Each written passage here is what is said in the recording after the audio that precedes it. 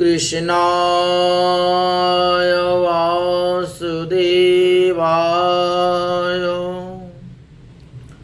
হরয়ে পরমাত্মনে প্রণত ক্লেশনাশায় গোবিন্দায় নমো নমঃ। সচ্চিদানন্দরূপায়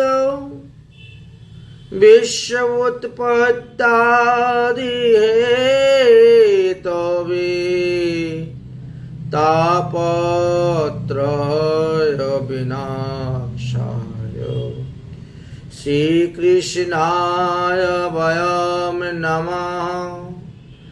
গুরুবে গৌরচন্দ্রায় রাধিকায় তদালয়ে কৃষ্ণায় কৃষ্ণ ভক্তায় তদ্ভক্তায় নমো নমঃ। সুধী ভক্তবৃন্দগণ, আগামীকাল শ্রী নৃসিংহ জয়ন্তী। নৃসিংহ জয়ন্তী তিথি উপলক্ষে আমরা আজ নৃসিংহদেবের আবির্ভাব, হিরণ্যকশিপুর চরিত্র, প্রহ্লাদ চরিত্র সম্পর্কে আলোচনা করব। হিরণ্যকশিপুর চরিত্র থেকে আমরা একটা বস্তু জানতে পারি, শিখতে পারি, বুঝতে পারি, দেখতে পারি যে বৈকুণ্ঠ থেকেও যদি কেউ কোনো সাধুগুরু বৈষ্ণবের চরণে অপরাধ করেন তাহলেও তার পতন হয়। ভগবানের পার্শ্বদেহ পাওয়া সত্ত্বেও যদি কেউ সাধুগুরু বৈষ্ণবের চরণে অপরাধ করেন তাহলে তার পতন হয়। হিরণ্যকশিপু, হিরণ্যাক্ষ এরা তো স্বর্গের জয় বিজয় ছিলেন, দাঁড়ি। ব্রহ্মার মানসপুত্র চতুষ্ষণের সঙ্গে দুর্ব্যবহার করার কারণে তাদেরকে মৃত্যুলোকে আসতে হবে। এই জন্য প্রতিটি শাস্ত্রী বলে গেছেন সাধুগুরু বৈষ্ণবরা হলেন আদরের বস্তু, আর এই আদরের বস্তুকে যারা অনাদর করেছেন তাদেরই পতন হয়েছে। তো বৈকুণ্ঠ থেকে পতন হয়ে তারা মর্ত্যলোকে এসেছেন। তাহলে আমরা মর্ত্যলোকবাসী যারা অহরহ সাধু নিন্দা, গুরু নিন্দা, বৈষ্ণব নিন্দা করে যাচ্ছি, বৈষ্ণব অপরাধ করে যাচ্ছি, তাহলে আমাদের কি গতি হবে? আমাদেরকে তো নিম্নস্তরে যেতে হবে, অর্থাৎ তল, অতল, বিতল, সুতল, মহাতল, তলাতল, রসাতল, পাতাল ইত্যাদিতে গিয়ে জন্মগ্রহণ করতে হবে। তাই সাবধান, সাধুগুরু বৈষ্ণবে যাতে কোনো অবস্থায় কোনোভাবে তাকে অপমান না করা হয়, তাকে দুঃখ না দেওয়া হয়, তাকে কষ্ট না দেওয়া হয়। শ্রীমদ্ ভাগবত মহাপুরাণের সপ্তম স্কন্দের ৩য় অধ্যায়ে হিরণ্যকশিপু সম্পর্কে বিস্তারিত আলোচনা করে গিয়েছেন। তো সেখানে বলছেন যে দ্বিতীয় হইতে সমস্ত দৈত্যগণের জন্ম হয়েছে, তার মধ্যে হিরণ্যকশিপু, হিরণ্যাক্ষ হলে প্রধান। হিরণ্যাক্ষকে ভগবান বরাহদেব বধ করলেন। তারপরে হিরণ্যকশিপু ভাতৃহত্যার প্রতিশোধ নেওয়ার জন্য তিনি দাঁড়ালেন। তাহলে এই হিরণ্যকশিপু, হিরণ্যাক্ষ পূর্বজন্মে তারা বৈকুণ্ঠের দরজার দারোয়ান, জয় বিজয় ছিলেন। সনকাদি চতুষ্ষণের নিকটে যখন অপরাধ করলেন, অভিসম্পাদ দিলেন, যা তোরা অসুর কুলে জন্ম নে। পরবর্তী সময়ে তাদের নির্বেদ উপস্থিত হয়েছিল, তারা ক্ষমা প্রার্থনা করেছিলেন। তাদের স্তূপ স্তুতি প্রণামে ঋষিগণও সন্তুষ্ট হয়েছিলেন, প্রসন্ন হয়েছিলেন। তখন বলেছিলেন যে যদি মিত্রভাবে যাও তাহলে 7 জন্মে তোমরা উদ্ধার হইবে, আর যদি শত্রুভাবে যাও তাহলে 3 জন্মে তোমরা উদ্ধার হয়ে যাবে। তখন এই জয় বিজয় চিন্তা করলেন তাহলে ভগবানের শত্রুভাবে যাওয়া আমাদের প্রয়োজন। শত্রুভাবে যাওয়ার জন্য অঙ্গীকার করলেন। যাই হোক, সেই কারণে তারা কশ্যপ ঋষির ঔরসে দিতির পুত্ররূপে হিরণ্যকশ্যপু হিরণ্যকাক্ষ জন্মগ্রহণ করেছিলেন। জন্মের পর থেকেই দেবতাদ্রোহী বিষ্ণুদ্রোহী হয়ে উঠেছিলেন, যার কারণে ভগবান বরাহ রূপে অবতীর্ণ হয়ে হিরণ্যকাক্ষকে বধ করলেন। হিরণ্যকশ্যপু আত্মীয় স্বজন ইষ্টি কুটুম্ব পরিবারকে বিভিন্ন রকম নীতিবাক্যের দ্বারা সান্ত্বনা দিয়ে হিরণ্যকাক্ষের দাহ সংস্কার করলেন। পরিবার পরিজনকে দুঃখ ত্যাগ করাইলেন। তারপরে তিনি প্রতিজ্ঞা করলেন, যে বিষ্ণু আমার ভাতৃকে হত্যা করেছেন আমি সেই বিষ্ণুকে হত্যা করব। এর জন্য তাকে অমরবর লাভ করতে হবে নিজেকে। হিরণ্যকশ্যপু মাকে বললেন, হে মা তো। পুত্রদেরকে বললেন, হে পুত্রগণ, আমি তপস্যা করিয়া শক্তি উপার্জন করিব, তারপর ওই ভাতৃ হত্যাকারী নারায়ণকে বধ করিব।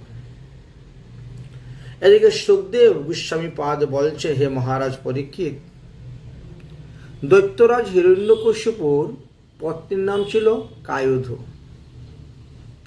এবং তিনি তখন 3টি সন্তানের জননী হয়েছেন, অর্থাৎ সংলাদ, অনুলাদ আর লাদ। হিরণ্যকশ্যপুর একটি কন্যা সন্তানও ছিল। কন্যার নাম ছিল সিংহিকা। হিরণ্যকশ্যপুর ঔরসে কায়ধু 4র্থ গর্ভ ধারণ করেছেন, আর এই 4র্থ গর্ভের যে সন্তান প্রসব হয়েছিল তার নামই প্রহ্লাদ ছিল। এবার প্রহ্লাদ আসবেন, মাতৃগর্ভে আছেন। এমত সময়ে দৈত্যরাজ হিরণ্যকশ্যপু নিজেকে অজর অমর ও প্রতিদ্বন্দ্বী একমাত্র পৃথিবীর অধিপতি রাজা হওয়ার ইচ্ছায় তিনি মন্দার পর্বতে গমন করিলেন, এবং সেই পর্বতের গুফাতে যাইয়া তিনি বাহুদ্বয় ঊর্ধ্বে তুলিয়া আকাশের দিকে দৃষ্টি স্থাপন করিয়া কেবলমাত্র বৃদ্ধাঙ্গুল, পায়ের বৃদ্ধাঙ্গুল, এটাকে বলা হয় পদাঙ্গুষ্ঠ, দ্বারাই পৃথিবীকে আশ্রয় করিয়া তপস্যা করিতে লাগিলেন। যখন হিরণ্যকশ্যপু তপস্যায় মগ্ন হয়ে গেলেন, যার ইচ্ছা হলো সিদ্ধি লাভ না করা পর্যন্ত আমি আর গৃহে ফিরে আসব না।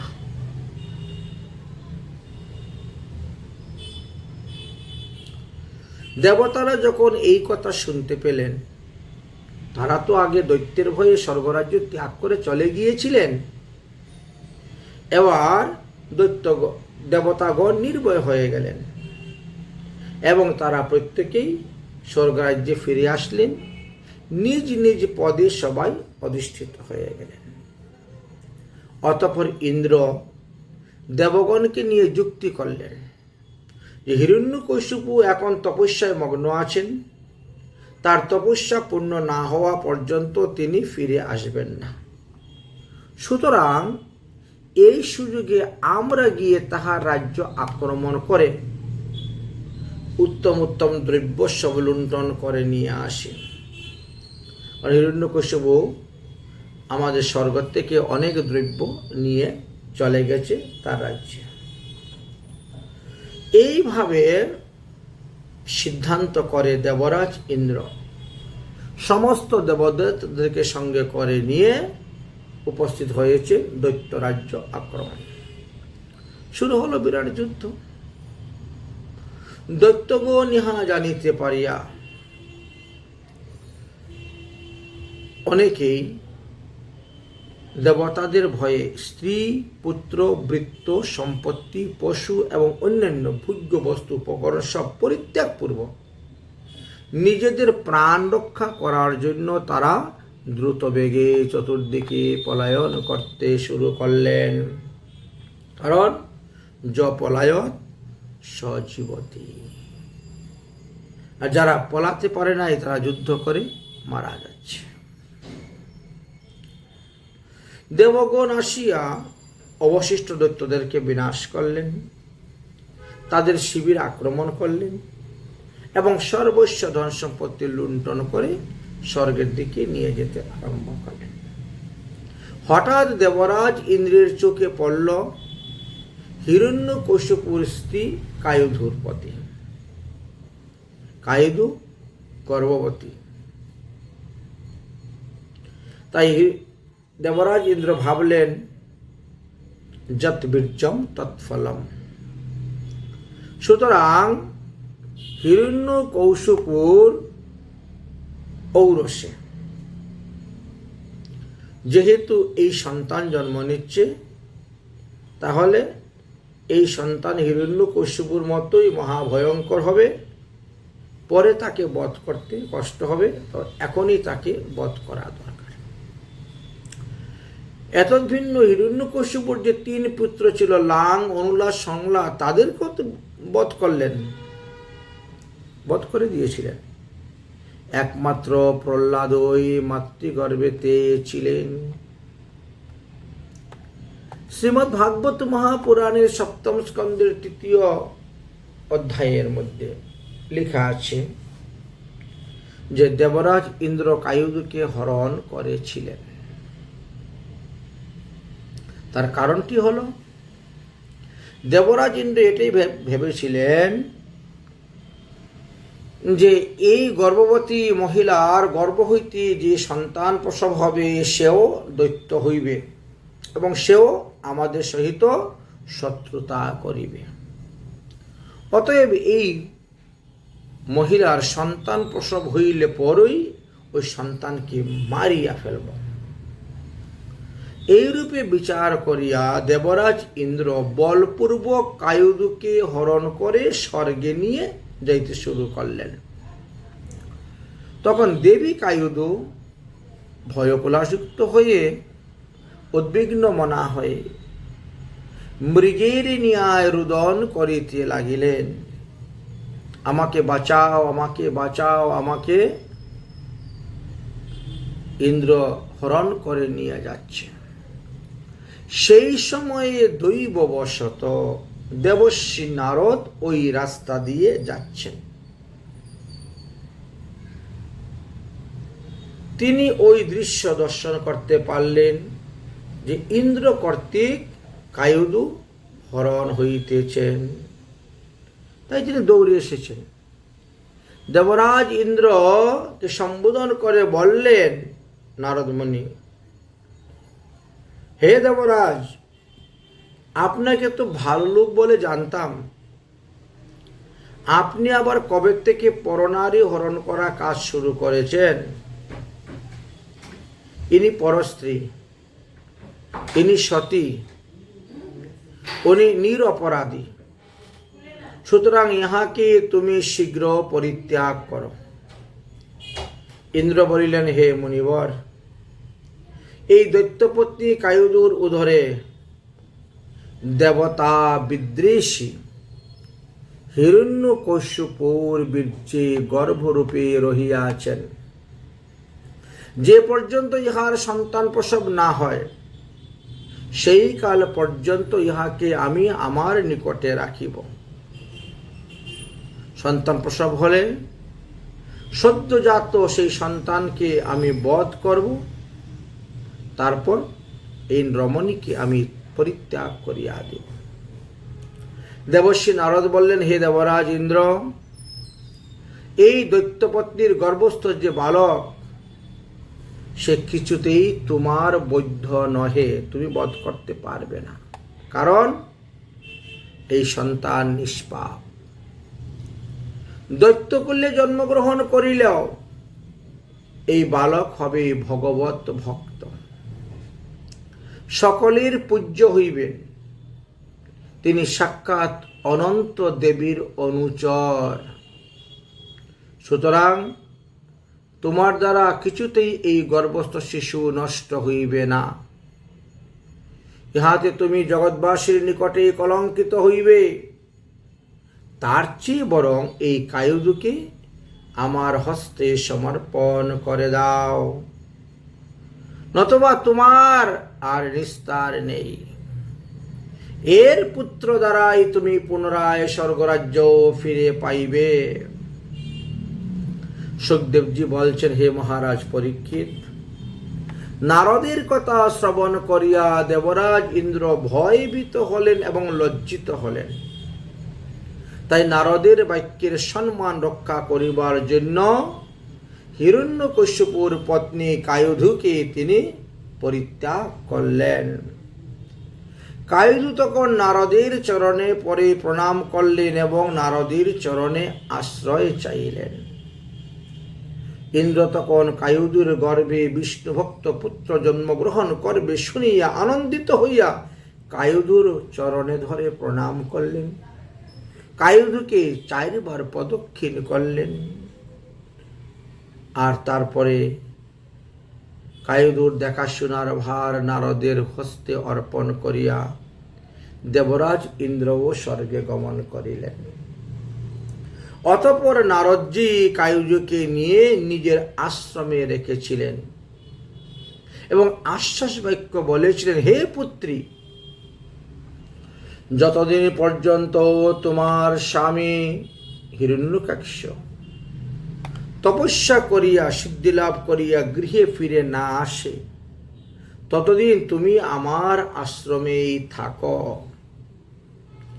দেবী কায়ুধু নারদের বাক্য স্বীকার করিয়া শ্রদ্ধা সহিত ভক্তির সহিত দেবর্ষি নারদের সেবা শুশ্রূষা পরিচর্যা করিতে লাগিলেন।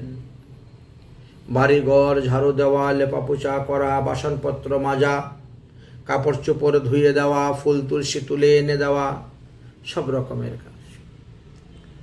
পরম করণিক এবং তত্ত্বজ্ঞান বিশারদ মহিষী দেবর্ষি নারদ কায়ুধুর গর্ভস্থ শিশুকে উদ্দেশ্য করিয়া লক্ষ্য করিয়া তিনি প্রতিদিন নির্মল ভক্তির লক্ষণ, ধর্মতত্ত্ব, আত্মতত্ত্ব ইত্যাদি কথা আলোচনা করতেন, কায়ুধুকে উপদেশ দিতেন।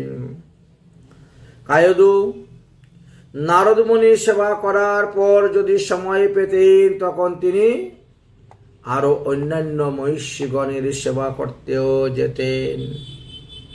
এইভাবে বেশ কিছুদিন গত হয়ে গেছে। একদিন মহিষী নারদ বললেন, হে কায়ুধু, আমি তোমার সেবাতে অত্যন্ত সন্তুষ্ট হইয়াছি, তুমি আমার নিকটে বর চাও। কায়ুধু বলিলেন, আমার স্বামী গৃহে আগমনের পর যেন আমার গর্ভস্থ সন্তান প্রসব হয়, তার আগে যেন সন্তান প্রসব না হয়। আমি এই বর আপনার কাছে প্রার্থনা করি। দেবর্ষি নারদ তখন বললেন, তথাস্তু। আচ্ছা, এদিকে হিরণ্যকশ্যপু কঠোর তপস্যা করতে করতে করতে করতে 10,000 বৎসর অতীত হয়ে গেছিল। তার শরীর হইতে ভয়ঙ্কর অগ্নি প্রজ্বলিত হয়ে উঠেছিল। সেই অগ্নির বক্রভাব ঊর্ধ্বে অধোলোক পর্যন্ত তপ্ত হয়ে গিয়েছিল। নদী সমুদ্রে জোয়ার ভাটা হইতে লেগেছিল, দ্বীপ পর্বতগণের সহিত পৃথিবী কম্পন হইতেছিল, গ্রহ ও নক্ষত্রগণ আপন আপন গতি স্থান ভ্রষ্ট হইতে লেগেছিলেন। দেবগণ হিরণ্যকশিপুর এইরকম অদ্ভুত তপস্যা দর্শন করে অত্যন্ত সন্তপ্ত হইয়া তারা স্বর্গপুরী পরিত্যাগ করিয়া ব্রহ্মলোকে গিয়ে ব্রহ্মার নিকটে উপস্থিত হলেন। ব্রহ্মাকে প্রণাম করে বললেন, হে দেবদেব জগৎপতে, দৈত্যেন্দ্র হিরণ্যকশিপু তপস্যার তেজে সন্তপ্ত হইয়া আমরা আর স্বর্গে থাকতে পারছি না, সুতরাং কৃপাপূর্বক সেই অগ্নির জ্বালা শান্ত করুন, শান্ত করুন। ব্রহ্মা তখন দেবতাদিগকে আশ্বাস দিয়ে বললেন, হে ভৃগু, হে দক্ষ আদি প্রমুখ পুত্রগণ, তোমরা আমার সঙ্গে চলো। দৈত্যরাজ হিরণ্যকশিপুর স্থানে সবাইকে নিয়ে রওনা হলেন। এসে উপস্থিত হলেন যেখানে দৈত্যরাজ হিরণ্যকশিপু ভজন করছে।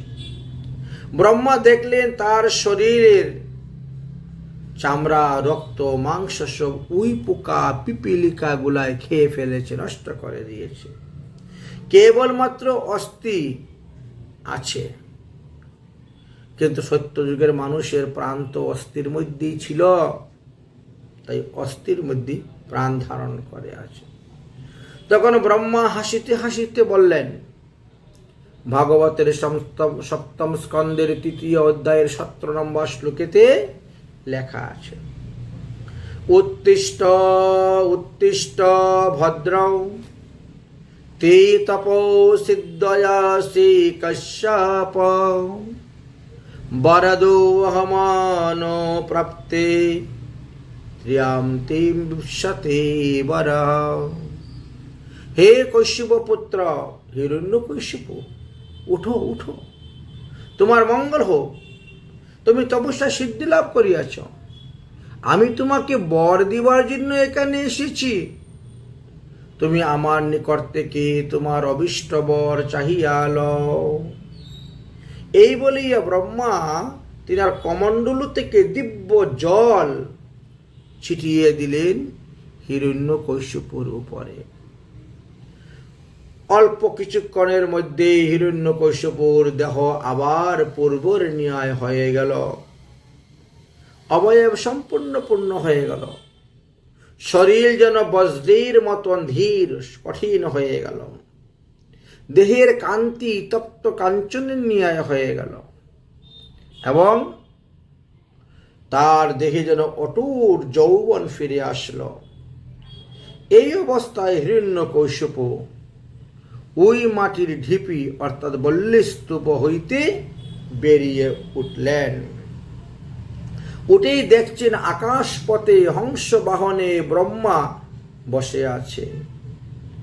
2 হাত জোর করে ভূলণ্ঠিত হয়ে ব্রহ্মাকে প্রণাম করে গদগদ বাক্যে স্তুতি করিতে লাগিলেন।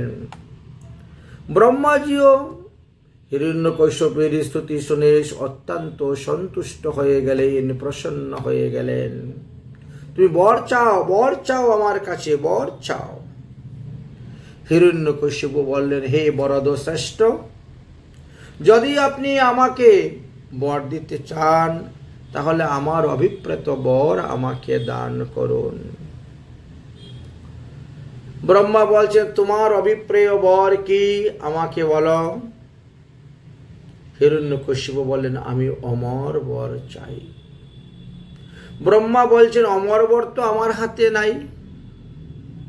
আগে আমার হাতে অমর বর ছিল, কিন্তু এখন ভগবান বিষ্ণু সেটি নিয়ে গেছেন। আমার হাতে অমর বর নেই, বরং তার পরিবর্তিতে তুমি অন্য 10টা বর চাও, আমি তোমাকে দিতে পারবো। হিরণ্যকশিপু তখন চিন্তা করলেন, এমন ভাবে ঘুরিয়ে পেঁচিয়ে 10টা বর চাইব যে ওই 10 বরেতেই আমি অমর হয়ে যাব। তাই হিরণ্যকশিপু প্রথম বর প্রার্থনা করলেন, হে বরদ শ্রেষ্ঠ, আপনি যে সকল প্রাণীগণ সৃষ্টি করেছেন তাহাদের হাতে যেন আমার মৃত্যু না হয়। হিরণ্যকশ্যপু ব্রহ্মাকে তো মনে করতেন সৃষ্টিকর্তা, যে ব্রহ্মা বিনা অন্য কেউ সৃষ্টি করতে পারে না, জানে না, এটাই ছিল তার ধারণা। তাই তিনি ব্রহ্মার কাছে প্রার্থনা করলেন, আপনি যে সকল প্রাণীগণ সৃষ্টি করেছেন তাহাদের হাতে যেন আমার মৃত্যু না হয়।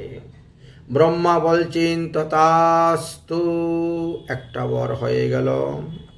হিরণ্যকশ্যপু দ্বিতীয় বর চাচ্ছেন, হে বরদ শ্রেষ্ঠ, ঘরের ভিতরেও যেন আমার মৃত্যু না হয়, ঘরের বাইরেও যেন আমার মৃত্যু না হয়। ব্রহ্মা বলছেন তথাস্তু, তৃতীয় বর প্রার্থনা করলেন।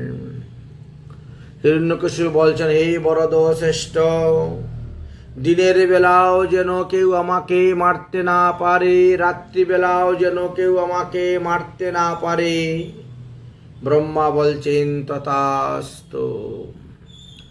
চতুর্থ বর হিরণ্যকশিপু চাইলেন, হে বরদ শ্রেষ্ঠ, আপনার সৃষ্টি প্রাণী হইতে বা অন্য কোনো প্রাণী হইতেও যেন আমার মরণ না হয়।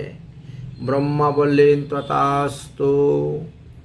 পঞ্চম বর প্রার্থনা করলেন হিরণ্যকশ্যপু, হে বরদ শ্রেষ্ঠ, আমার পৃথিবীতে অর্থাৎ ভূমিতেও যেন মৃত্যু না হয়, শূন্যে অর্থাৎ আকাশেও যেন মৃত্যু না হয়, আমাকে এই বরদান করুন।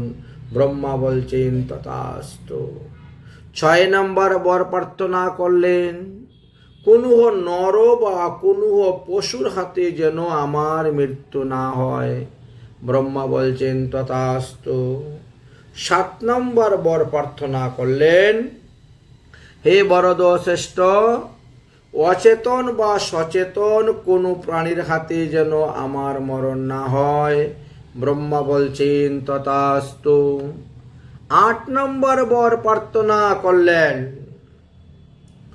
হে বরদ শ্রেষ্ঠ, কোনো দেবতা, কোনো দৈত্য, কোনো মহাসর্প হইতেও যেন আমার মৃত্যু না হয়। ব্রহ্মা বললেন তথাস্তু। 9 নম্বর বর প্রার্থনা করলেন, হে বরদ শ্রেষ্ঠ, যুদ্ধে আমার কোনো প্রতিদ্বন্দ্বী যেন না থাকে। ব্রহ্মা বলছেন তথাস্তু। 10 নম্বর বর প্রার্থনা করলেন, হে বরদ শ্রেষ্ঠ, কোনো আয়ুধ অর্থাৎ কোনো অস্ত্রশস্ত্রে যেন আমার মৃত্যু না হয়। ব্রহ্মা বললেন তথাস্তু। এই 10টি বর দেওয়ার পরে বললেন, আর যদি কোনো অভিপ্রায় থেকে থাকে তাহলেও তুমি বলতে পারো। তোমার নর্মতা, ভদ্রতা, স্তব স্তুতি প্রণাম দেখে আমি অত্যন্তই প্রসন্ন হয়েছি। অতএব যদি আরও কিছু চাও তাও আমি দিতে রাজি আছি। হিরণ্যকশ্যপু বলছেন, হে বরদ শ্রেষ্ঠ, তাহলে 12 মাসের মধ্যে যেন আমার মৃত্যু না হয়। ব্রহ্মা বলছেন তথাস্তু। হিরণ্যকশ্যপু আবার বর চাইলেন, অর্থাৎ 27টি নক্ষত্রের জন্য মধ্যে যেন আমার মৃত্যু না হয়। ব্রহ্মা বলছেন তথাস্তু। তো 12টা বর হয়ে গেল। তারপরে আরেকটি বর চাইলেন, সকল দেহিগণের উপরে আমি যেন একমাত্র আধিপত্য স্থাপন করতে পারি। ব্রহ্মা বলছেন তথাস্তু। 14 নম্বর বর কি চাইলেন, আপনি যেই রূপে দিকপালগণের ঐশ্বর্য ধারণ করিয়া অবস্থান করতেছেন, আমি যেন সেইভাবে লোকপালগণের ঐশ্বর্য ধারণ করতে পারি। অতএব আপনি আমাকে লোকপালগণের ঐশ্বর্য দান করুন। ব্রহ্মা বললেন তথাস্তু। পরমহংস শিরোমণি সুখদেব গোস্বামী পাদ বলছেন, হে মহারাজ পরীক্ষিত, ব্রহ্মা হিরণ্যকশ্যপুকে এইভাবে 14টি বরদান করিয়া তথা হইতে অন্তর্ধান হলেন। কিন্তু অন্তর্ধান হওয়ার পূর্বে একটি কথা বলেছিলেন হিরণ্যকশ্যপুকে। কি বলছিলেন? হে পুত্র হিরণ্যকশ্যপু, আমি তোমাকে বর দিয়াছি, তবে এই বরের সদ্ব্যবহার করিও, সৎ স্থানে প্রয়োগ করিও, দূর স্থানে প্রয়োগ করিও না। যদ্যপিও আমার বরে তুমি বলিয়ান হচ্ছ, মনুষ্য ক্ষেত্রে এই সমস্ত বর অত্যন্ত দুর্লভ, তথাপিও আমি তোমাকে এই সমস্ত বর দিলাম, তোমার কামনা বাসনা পূর্ণ হোক। কিন্তু এই বর পাওয়ার পরে যদি তার দুর্প্রয়োগ করো, তাহলে কিন্তু তোমার ক্ষতি হইবে। এই বলিয়া ব্রহ্মা ব্রহ্মলোক চলে গেলেন। তারপর হিরণ্যকশ্যপু সেখান থেকে অর্থাৎ মন্দার পর্বত থেকে নিজের রাজ্যে ফিরে আসলেন। দেবর্ষি নারদ সংবাদটা পেলেন যে হিরণ্যকশ্যপু ফিরে এসেছে। অতঃপর দেবর্ষি নারদ কায়ুদুকে সঙ্গে করে নিয়ে এসে অতি সম্মানের সহিত কায়ুদুকে হিরণ্যকশ্যপুর হস্তেই তিনি সম্পাদন করলেন, এই নাও তোমার স্ত্রী, তুমি নিয়ে যাও।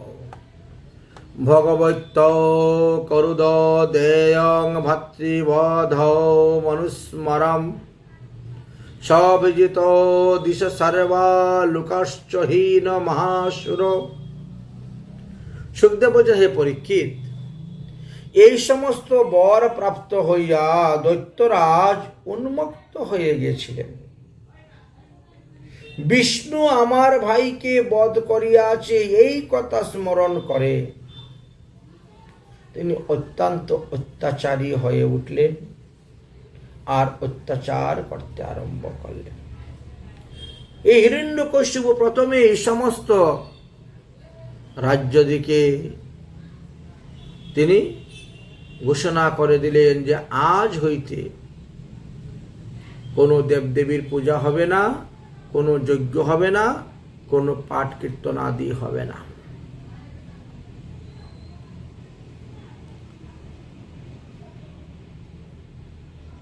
সমস্ত রাজ্যে তার নামে জয়কার লাগাতে হবে সবাইকে।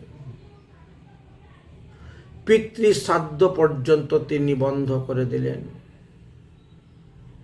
আর যদি শ্রাদ্ধ কেউ করে তাহলে সবার আগে তিনি গিয়ে পূজন করবেন, মানে রাক্ষস পিতৃশ্রাদ্ধ গ্রহণ করবেন।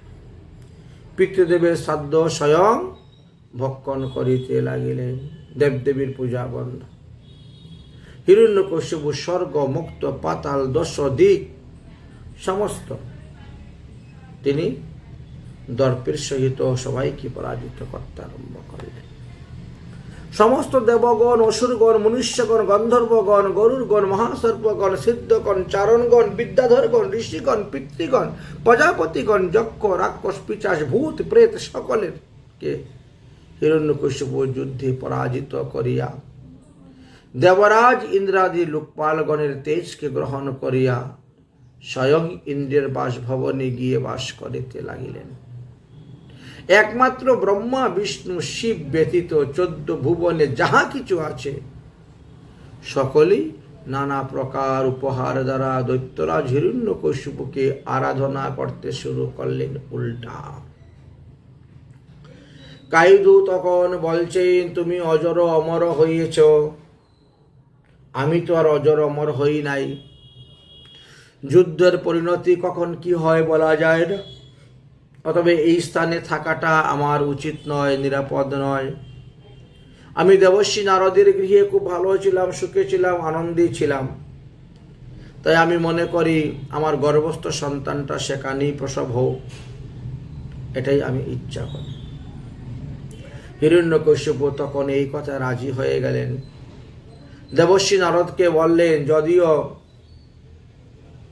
বিষ্ণু আরাধন যারা করে সবাই আমার শত্রু, তথাপিও আপনি আমার মিত্র, আপনি আমার পরম গুরু, আপনি আমার পরম বন্ধু।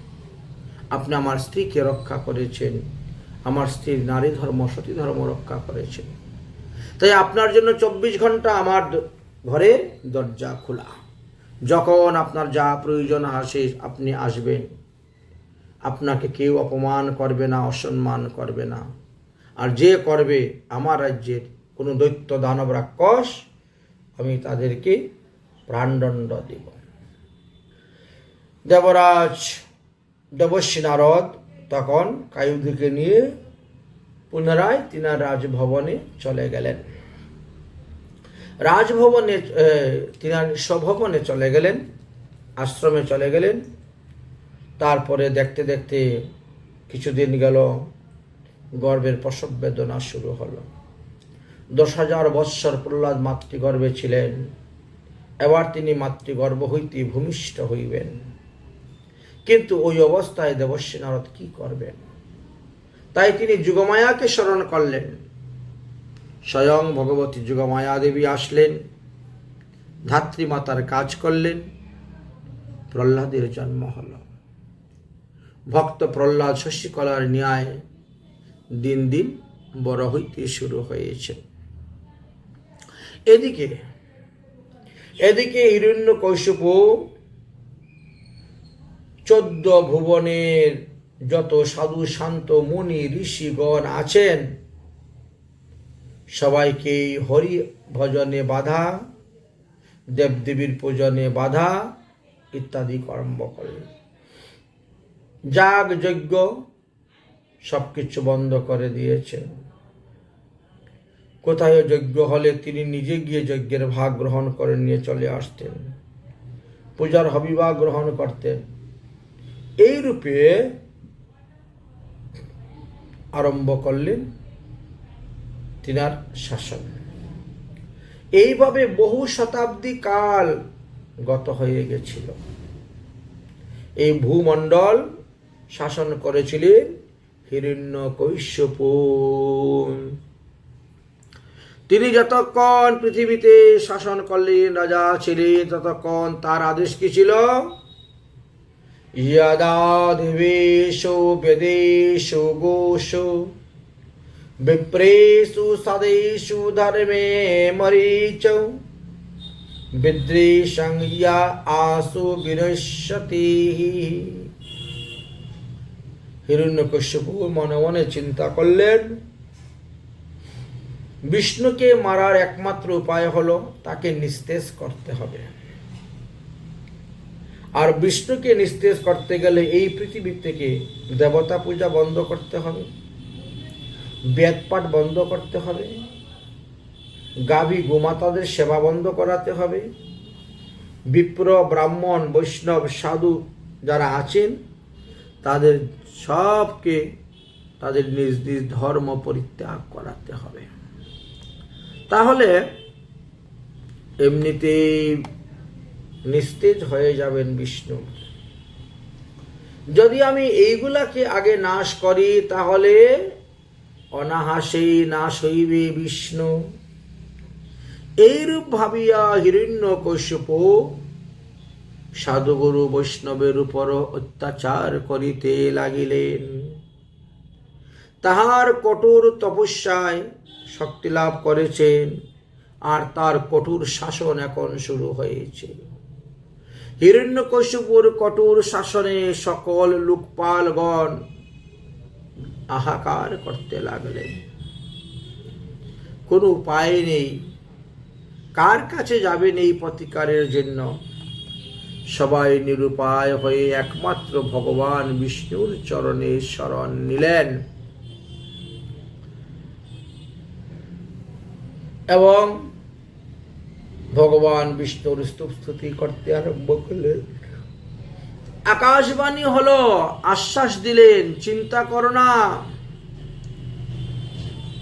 যথাসময়ে আমি আবির্ভাব হইব এবং এই দৈত্যকুলকে বিনাশ করিব, হিরণ্যকশিপুকে বিনাশ করিব। অতএব তোমরা মনে মনে আমার ভজন করে যাও।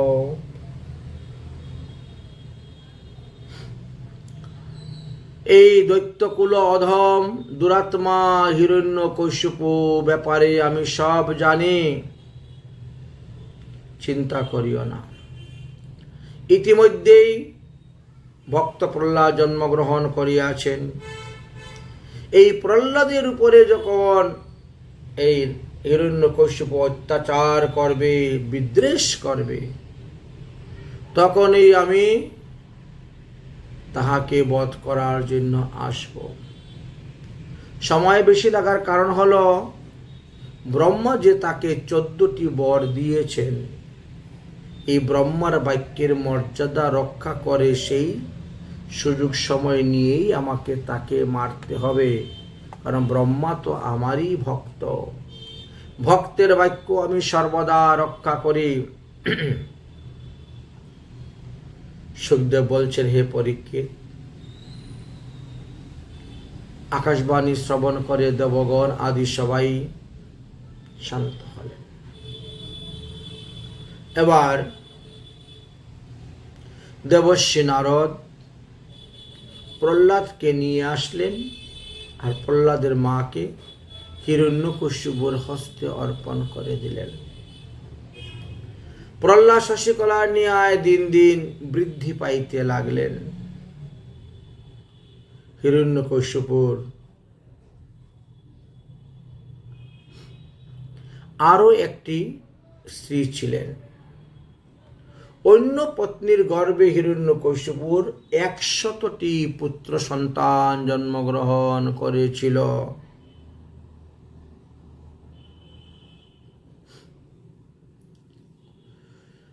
আর কায়ুদের গর্ভে 4টি সন্তান জন্মগ্রহণ করল, সংলাদ, অনুলাদ, লাদ, প্রহ্লাদ।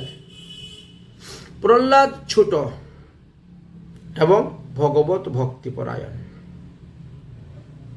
শাস্ত্রে বলছেন, কুলং পবিত্রম জননী কিতার্তা বসুন্ধরা বা বসতিশ্চ ধন্যা নিত্যন্তি সর্গে পিতরোऽপি তেষাং যেষাং কুলে বৈষ্ণব নামধ্যেয়ম। তাহলে যার বংশে, যার কুলে এরকম উত্তম সন্তান জন্মগ্রহণ করে, তার কুল ধন্য, তার বংশ ধন্য, তার পিতৃপুরুষগণ নরক থেকে স্বর্গে গমন করতে পারেন। যাই হোক, ভক্ত প্রহ্লাদ কিন্তু বাল্যকাল হইতে নানাবিধ গুণে ভূষিত ছিলেন। তিনি রাক্ষসের দৈত্যের পুত্র হলে কি হলো, ব্রাহ্মণ অনুচিত যে চরিত্র সব তার মধ্যে ছিল। অর্থাৎ তিনি সত্য প্রতিজ্ঞা, সত্য কথা বলতেন, প্রতিজ্ঞা পালনে তৎপর ছিলেন, জিতেন্দ্রীয় ছিলেন, সকল প্রাণীর প্রতি সমদৃষ্টি ভাব ছিল, সকলের প্রতি সুহৃদ ভাব দেখাইতেন, ভৃত্যের ন্যায় গুরুকুলে নত হয়ে থাকতেন, পিতার ন্যায় বাৎসল্য গুণযুক্ত ছিলেন, সমবয়সীদেরকে তিনি ভাতৃভাবাপূর্ণ করে দেখতেন, গুরুজনদেরকে ঈশ্বর বুদ্ধিতে সম্মান করতেন, জ্ঞান, ধন, সম্পদ, সৌন্দর্য, আভিজাত্য তৎসমুদয় হইলেও তিনি দম্ভহীন ছিলেন, বিপদে নিরুদ্বেগ থাকতেন, ঐহিক এবং স্বর্গীয় সুখে স্পৃহাশীর্ণ ছিলেন, ইন্দ্রিয়, প্রাণ এবং শরীরের শান্ত বুদ্ধি ছিলেন, বাসনাহীন ছিলেন। তিনি অসুর হইলেও অসুর ভাব, মাৎসর্যতা তিনার মধ্যে ছিল না। এইভাবে ভক্ত প্রহ্লাদের মধ্যে 14টি গুণ ছিল। তার পিতার মধ্যে 14টি অসৎভাব ছিল, আর এর মধ্যে 14টি সদ্ভাব আছে। প্রহ্লাদ অন্যান্য বালকদের সঙ্গে খেলাধুলা করতে আসক্তি ছিলেন না। তিনি সর্বদা এক স্থানে, নির্জন স্থানে বসে ভগবান বিষ্ণুর পদ চিন্তন করতেন, ভগবান বিষ্ণুর নাম জপ করতেন। তাই তিনি উপবেশনে, পর্যটনে, ভোজনে, শয়নে, জলপায়নে, বাক্য প্রয়োগে সর্বদাই ভগবানের নাম, রূপ, লীলার কথাই চিন্তন করতেন, ধ্যান করতেন। কশ্চিদম বসতি তদ চিন্তামল্লাদম উদগারন্তিমি কশ্চিত। তিনি কখনো কখনো রুদন করতেন, কখনো কখনো ঈশ্বর ভাবনায় আহ্লাদিত হয়ে হাসতেন, কখনো বা গান করতেন, কখনো বা উচ্চস্বরে ভগবানকে ডাকতেন, আহ্বান করতেন, কখনো বা নির্লজ্জ হয়ে নৃত্য করতেন, তাতে অশ্রু প্রবাহিত হইত। হিরণ্যকশ্যপু তাহার পুত্রের এইরূপ ভাব দর্শন করিয়া ভগবত প্রেমের লক্ষণ দেখিয়া তিনি তাকে বিদ্বেষ করিতে লাগিলেন। ভাগবতের সপ্তম স্কন্ধের পঞ্চম অধ্যায়ে লেখা আছে যে হিরণ্যকশ্যপু কি বিদ্বেষ করেছিলেন। পরমহংস শিরোমণি সুখদেব গোস্বামী পাদ বললেন, হে রাজন, দৈত্যরাজ নিজ গুরুদেব শুক্রাচার্যের দুজন প্রধান শিষ্য ছিল, যাকে ষণ্ড এবং অমর্ক বলা হয়। এই দুজনের উপরে বিদ্যালয়ের ভার দিয়ে দৈত্যগুরু শুক্রাচার্য ভজন করতে চলে গেছিলেন। তাই হিরণ্যকশ্যপু প্রহ্লাদকে বিদ্যালয়ে নিয়ে যাওয়ার জন্য এই গুরু ষণ্ড এবং অমরককে ডাকলেন, তার হাতে অর্পণ করে দিলেন। তাকে বললেন, আমার এই ছেলেকে আসরিক বিদ্যা শিক্ষা দাও, আসরিক বিদ্যা শিক্ষা দাও। প্রহ্লাদ তখন অন্যান্য অসুর বালকগণের সহিত বসে এবার লেখাপড়া করতে লাগলেন। কিন্তু প্রহ্লাদের মনে সবসময় বিষ্ণু আরাধনই চলছে। প্রহ্লাদের স্মরণ শক্তি অত্যন্ত অধিক ছিল। একবার দেখা মাত্রই সব শিখে নিতেন, কণ্ঠস্থ হয়ে যেত, মুখস্থ হয়ে যেত। কিন্তু গুরুদ্বয় লেখাপড়া শিখিয়ে যখন নিজ গৃহে চলে যেতেন, তখন প্রহ্লাদ সব বালকদেরকে বলতেন, হে বালকগণ, ষণ্ড অমর্ক গুরুদ্বয় যা শিক্ষা দিচ্ছেন তা সুশিক্ষা নয়। এই শিক্ষা দিয়ে কখনো ভগবৎ পদপদ্ম লাভ হইবে না। অতএব এই শিক্ষা তোমরা শিখতে যাইও না।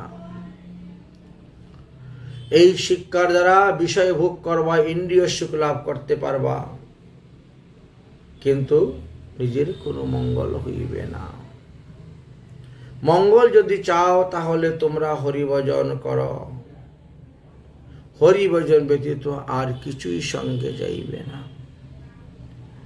প্রহ্লাদ কিছুদিন এই রূপে গুরুগৃহে বিদ্যাবাস করলেন, ছাত্রদেরকে বললেন।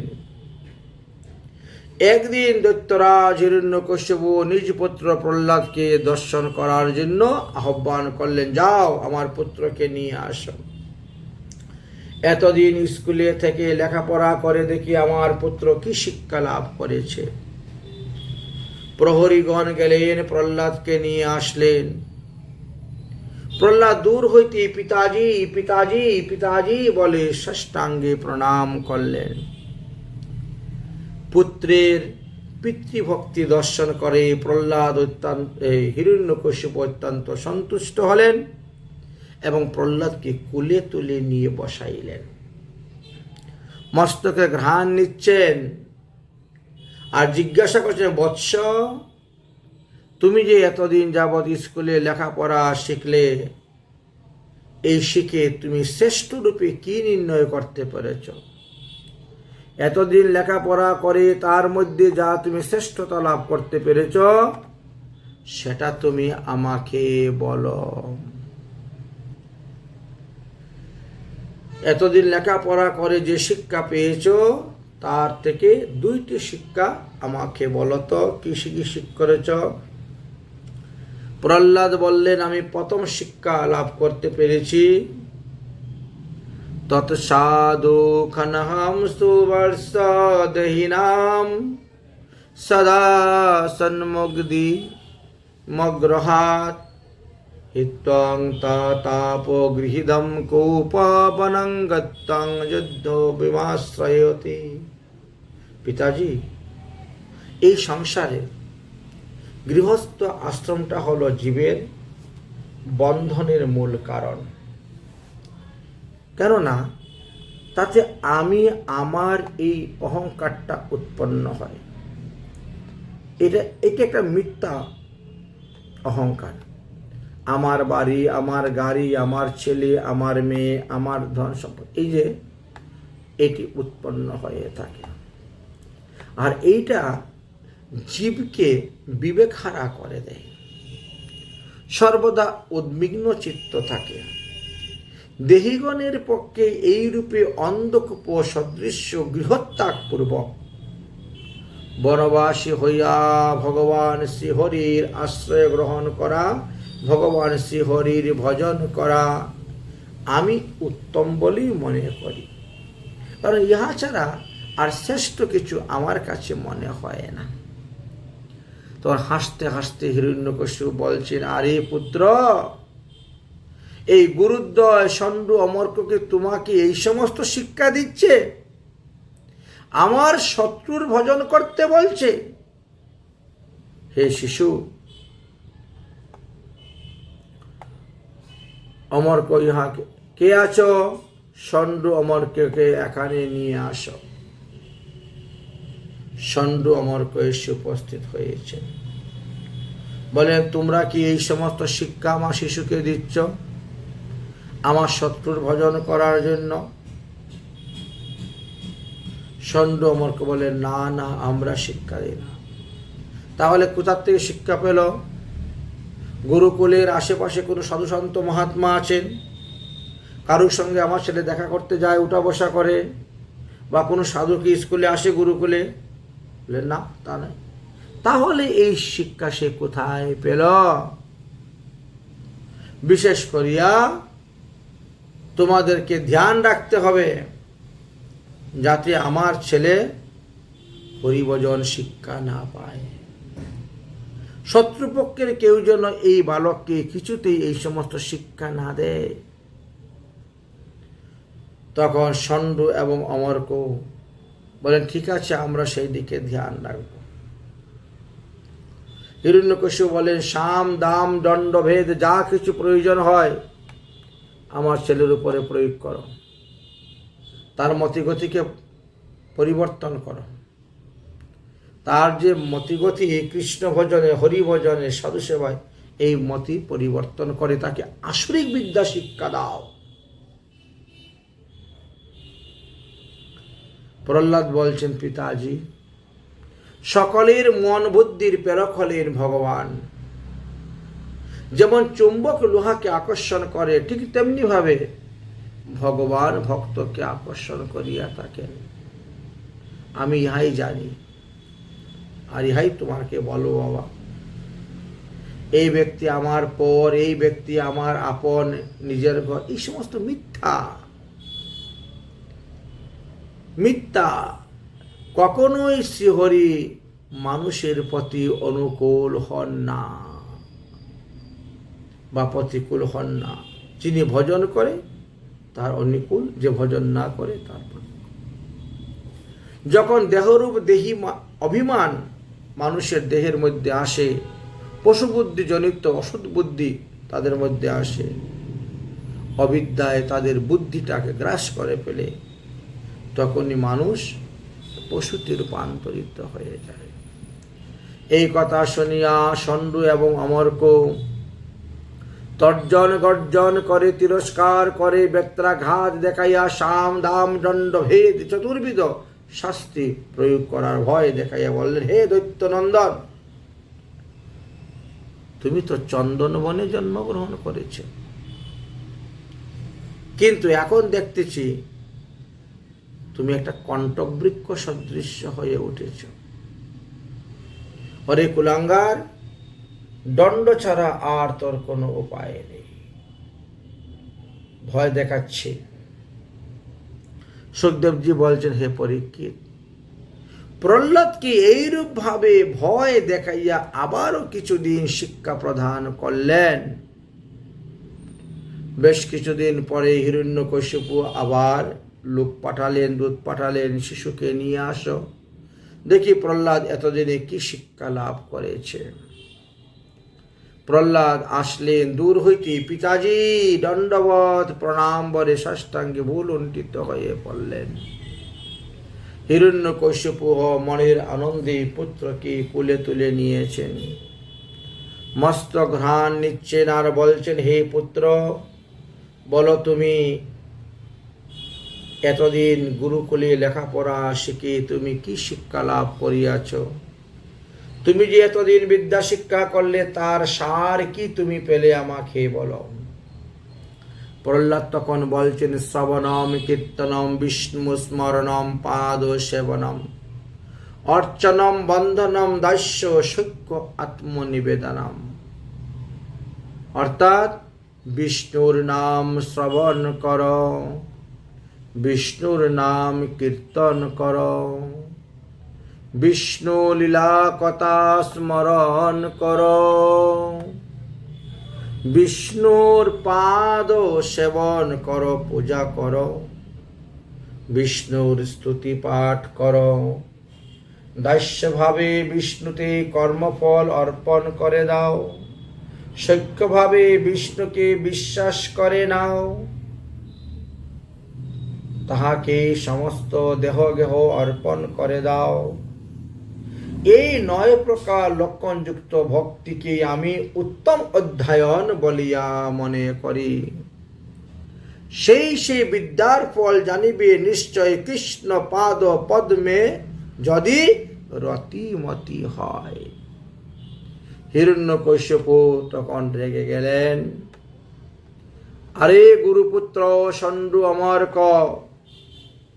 তোমরা কি এইরূপ শিক্ষা দিচ্ছ আমার ছেলেকে? তখন গুরুপুত্রগণ বলছেন, না না, আমরা এরূপ শিক্ষা দেই নাই। ন মাং প্রণীতং ন পরং পরিতং প্রণীতং ন মাত প্রণীতং ন পরং প্রণীতং। হে রাজন, আপনি ক্রোধ করবেন না, শান্ত হন। বৃথা আপনি আমাদের দোষ দেখবেন না। ইহার জন্মজাত স্বভাব বুদ্ধি মাত্র, আমরা তাকে এই সমস্ত শিক্ষা দেইনি। তখন প্রহ্লাদ বললেন, পিতাজি,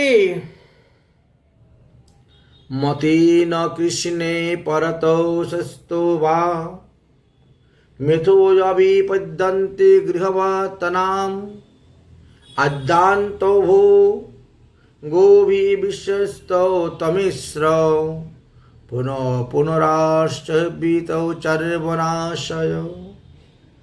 যে সমস্ত সংসারে লোক আসক্ত থেকে অজিতেন্দ্রিয় হয়ে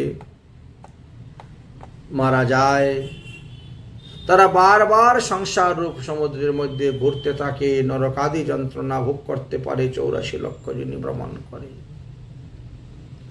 কিন্তু তাহারা যদি সদ্গুরুর চরণাশ্রয় করে, সদ্গুরুর দেবীকে নিকটে দীক্ষা গ্রহণ প্রাপ্ত হয়ে হরিভজন করে, তবে এই 84 লক্ষ যোনি থেকে মুক্তির উপায় আছে, নতুবা নয়। যে সমস্ত ব্যক্তিগণ অসংযত চিত্ত হইয়া তারা শব্দ স্পর্শ রূপ রস গন্ধাদি বিষয়ে বারবার আস্বাদন করিয়া থাকেন, তারা তো চর্বিত চর্বনা নাম, অর্থাৎ তৃপ্তি লাভ না করিয়া চর্বিত চর্বণী হইয়া থাকে। সেই রূপে এদের বারবার 84 লক্ষ যোনিতে ভ্রমণ করতে হয়, আসতে হয়। একমাত্র হরিভজনের দ্বারাই এই 84 লক্ষ যোনি ভ্রমণ থেকে নিবৃত্তি লাভ করা যায়। এই জন্য সাধুশান্ত মহাত্মাগণ বিষয়ে স্পৃহাশীর্ণ হয়ে থাকেন, সাধুগুরু বৈষ্ণবগণ বিষয়ে স্পৃহাশীর্ণ হয়ে থাকেন, তবেই তো তারা ভগবত পাদপদ্ম লাভ করতে পারেন। যে পর্যন্ত ভগবানের চরণে আত্মসমর্পণ না করা যায়, সেই পর্যন্ত তাকে 84 লক্ষ যোনি ভ্রমণ করতে হয়। হিরণ্যকশিপু ইহা শুনিয়া গুরু পুত্র দ্বয় ষণ্ড অমর্ককে উপর রেগে গেলেন। ওহে ষণ্ড অমর্ক, তোমরা একই শিক্ষা দিচ্ছ আমার পুত্রকে? এই কথা বলিয়া হিরণ্যকশ্যপ অত্যন্ত ক্রোধান্ଧ হয়ে উঠলেন। পুত্রকে নিজের কুল থেকে ভূমিতে নিক্ষেপ করে ফেলে দিলেন। আর বললেন, এই রূপ লেখাপড়ার দরকার নাই, ইহার বুদ্ধি স্বভাব জন্মজাত। হে রাজন, ষণ্ড মর্ক বলেন, হে রাজন, আপনি বৃথা আমাদের উপরে রাগ করতেছেন। আমাদের উপর রাগ করিবেন না, আমাদেরকে দোষ দিবেন না। আমরা শত চেষ্টা করেও তাকে শিখাতে পারছি না আমাদের আসরিক ধর্ম। এ তার পূর্ব জন্মের সংস্কার, পূর্ব জন্মের কর্মফল, তাই আমরা তাকে কিছুতে পারি। এই বলিয়া প্রহ্লাদকে গুরুপুত্ররা আবার বিদ্যালয়ে নিয়ে চলে গেলেন। প্রহ্লাদ বলে, গুরুজি, জীবকে উপদেশ দিলে ভক্তি লাভ হয় না বা ঈশ্বরের প্রতি মন লাগে না। একমাত্র সাধু গুরু বৈষ্ণবের কৃপা ছাড়া কখনো ভক্তি কারো দেহে আপনা আপনি এসে উপস্থিত হয় না। যাই হোক, আরো কিছুদিন প্রহ্লাদ গুরুগৃহে অবস্থান করলেন, লেখাপড়া করলেন। অতঃপর আরো একদিন দৈত্যরাজ হিরণ্যকশ্যপু প্রহ্লাদকে ডেকে বললেন, পুত্র, এদিকে এসো। প্রহ্লাদ সন্নিকটে আসিয়া পিতার চরণধূলি মস্তকে গ্রহণ করে প্রণাম করলেন। তাতে পিতাজি মনে মনে ভাবলেন, বোধহয় ছেলেটা এখন ভালো হয়ে গেছে, নাচত আমাকে পায়ে ধরে প্রণাম করবে কেন। যাই হোক, প্রহ্লাদকে তখন আদর করে কোলে নিয়ে বসে। প্রহ্লাদ বলেন, পিতাজি, যাহার চিত্ত বিষয় ভোগে আসক্ত, সেই ব্যক্তি পঞ্চম পুরুষার্থ প্রেম ভক্তি লাভ করিতে পারে না। ভগবানের মহিমা কি রূপে তাহা জানতে পারে না। কর্মকাণ্ডে ও কর্মকাণ্ডের দ্বারা যাহারা আবদ্ধ হইয়া থাকে, তাহারা কি রূপে ভক্তিপথে অগ্রসর হইবেন সেটাও তারা জানে না। এইভাবে প্রহ্লাদ তখন অনেক তত্ত্বকথা, উদাহরণ কথা বলতে শুরু করেছেন। নির্ভয়ে তিনি হরিভজনের কথা বলে যাচ্ছেন। তখন হিরণ্যকশ্যপু রেগে গেলেন। মহিষসা পদাজু অভিষেকিতম নিষ্ক্রিয়ণানাম নাম বর্ণিতাম যাবতম। প্রহ্লাদ বললেন, হে পিতাজি, মহতের চরণধূলি মাথায় না নেওয়া পর্যন্ত ভক্তি লাভ কখনো হইতে পারে না। পিতাজি, নিঃশ্বাসের বিশ্বাস নাই, তুমি সারা জীবন হরিভজন করো নাই, কিন্তু যখন জমালয়ে যাবে তখন কি হরিভজন করতে পারবে? তখনও হরিভজন করতে পারবে না পিতাজি। তাই এখনো সময় আছে, বিষ্ণু তোমার শত্রু নয়, তুমি তার ভজন করো, দেখো তুমি অনায়াসে মুক্তি লাভ করতে পারবে। ইহা শ্রবণ করিয়া দৈত্য অত্যন্ত ক্রোধিত হয়ে উঠলেন এবং প্রহ্লাদকে কুর হইতে মাটিতে ফেলে দিলেন। বললেন, এই বালক বেশ, দেখতে তো বালক, কিন্তু বড় পাকা পাকা কথা বলা শিখেছে। এ একেবারে ইচরে পাকা হয়ে গেছে। ইহাকে উচিত শাস্তি না দিলে ঠিক হবে না, একে উচিত শাস্তি দিতে হবে, একে আর ক্ষমা করা যাবে না। হে দৈত্যগণ, তোমরা শীঘ্রই আসো, অস্ত্র নিয়ে আমার এই পুত্র প্রহ্লাদকে এখনই মারিয়া ফেল। আদেশ পাওয়া মাত্রই দৈত্যগণ শূল হাতে নিয়ে, খড়গ হাতে নিয়ে, কেহবা তরুবাল হাতে নিয়ে, কেহবা গদা হাতে নিয়ে আসলেন। প্রহ্লাদকে প্রহার করতে লাগলেন, মারতে শুরু করলেন। প্রহ্লাদের উপরে দিব্য দৃষ্টি ছিল, অর্থাৎ ভগবানের দৃষ্টি ছিল। তাই তরুয়ার মধ্যে প্রহ্লাদ কৃষ্ণ দর্শন করতে লাগিলেন, কৃষ্ণের শরণাপন্ন হইলেন। শূল গদা তরোয়াল সব টুকরো টুকরো হয়ে ভেঙ্গে পড়ে যেতে লাগলো। প্রহ্লাদের শরীরে একটুকু আঁচড় লাগলো না। পুনর তাহার বক্ষস্থলে হাতি আনিয়া চড়াইতে চাইলেন।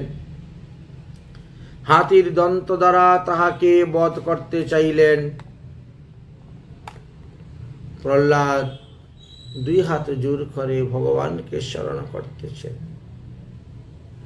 হাতি যখন দন্ত মারল তখন হাতির দন্তই ভেঙ্গে গেল। তারপরে চিন্তা করলেন, হাতির দ্বারা তাকে যখন মারা যাচ্ছে না, তাহলে উচ্চ পাহাড়ের উপর নিয়ে যাও, সেখান থেকে ফেলে দাও। হিরণ্যকশ্যপুর আদেশ অনুসারে সেই ব্যবস্থা করা হলো, তাতেও প্রহ্লাদের মৃত্যু হলো না। এখন কি করা যায়? বলে জলের নিচে ডুবিয়ে রাখো। জলের নিচে ডুবিয়ে রাখলেন, তাতেও মৃত্যু হলো না।